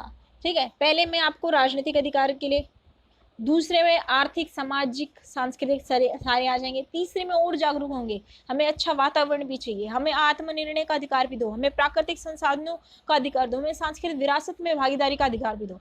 ठीक है, नारीवादियों के अनुसार समाज में पितृसत्तात्मकता के कारण महिलाओं को प्राप्त राजनीतिक व संवैधानिक अधिकार निरर्थक हैं। सुसान मुलर ओकिन ने अपनी रचना justice, gender and the family 1989 में कहा कि समाज की पूरी संरचना लैंगिक संबंधों पर आधारित है। ठीक है, सुसान मुलर ओकिन ने अपनी रचना justice, gender and the family में कहा कि समाज की पूरी संरचना क्या है, लैंगिक संबंधों पर आधारित है। सुसान मुलर ओकिन की यह रचना याद रखना, justice, gender and the family 1989। Mariam young के अनुसार सार्वभौमिक नागरिकता की संकल्पना में महिलाओं को विभेद या विशिष्ट स्थिति को मान्यता नहीं दी गई है, बल्कि सभी के समान अधिकार प्रदान किए गए हैं। ये कौन कह रही है, मैरियम यंग कह रही है। नारीवादियों द्वारा मानवाधिकार की सार्वभौमिकता का खंडन। अब देखिए, नारीवादियों ने व्यक्तिवादी उदारवादी अधिकारों की सार्वभौमिक मान्यता का खंडन किया। इनके अनुसार समाज में पितृसत्तात्मकता के स्वरूप के कारण महिलाओं को प्राप्त राजनीतिक व संवैधानिक अधिकार निरर्थक हैं। इनके अनुसार महिलाओं के समक्ष अभी भी निम्नलिखित समस्याएं हैं। कौन कौन सी समस्याएं हैं, महिलाओं द्वारा बच्चों का पालन पोषण करने के कारण उन्हें सार्वजनिक जीवन में कार्य करने में कठिनाई आती है तथा इन्हें कम वेतन में कार्य करना पड़ता है। पहली यह समस्या बताई। दूसरी, जिस परिवार में पुरुष व महिलाएं दोनों कार्यरत होते हैं, वहां भी परिवार में घरेलू दायित्व महिलाएं ही संभालती हैं। तीसरी देखिए,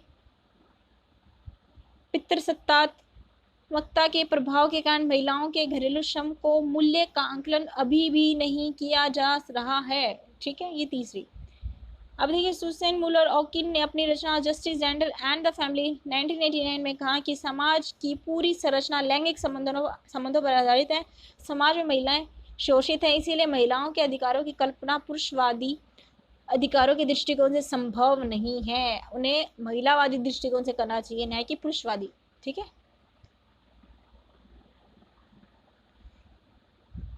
जबकि महिलाओं के अनुसार उनके जीवन के लिए कुछ विशिष्ट अधिकार आवश्यक हैं, जो कि निम्नलिखित हैं।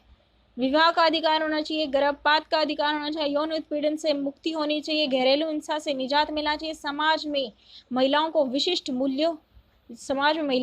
मूल्यों को मान्यता प्रदान की जाए। ठीक है। ये कौन कह रहे हैं? ये महिलावादी कह रही हैं सारे, कि हमें ये अधिकार भी मिलने चाहिए, ये विशेष अधिकार जरूरी है। अब निष्कर्ष देखिए,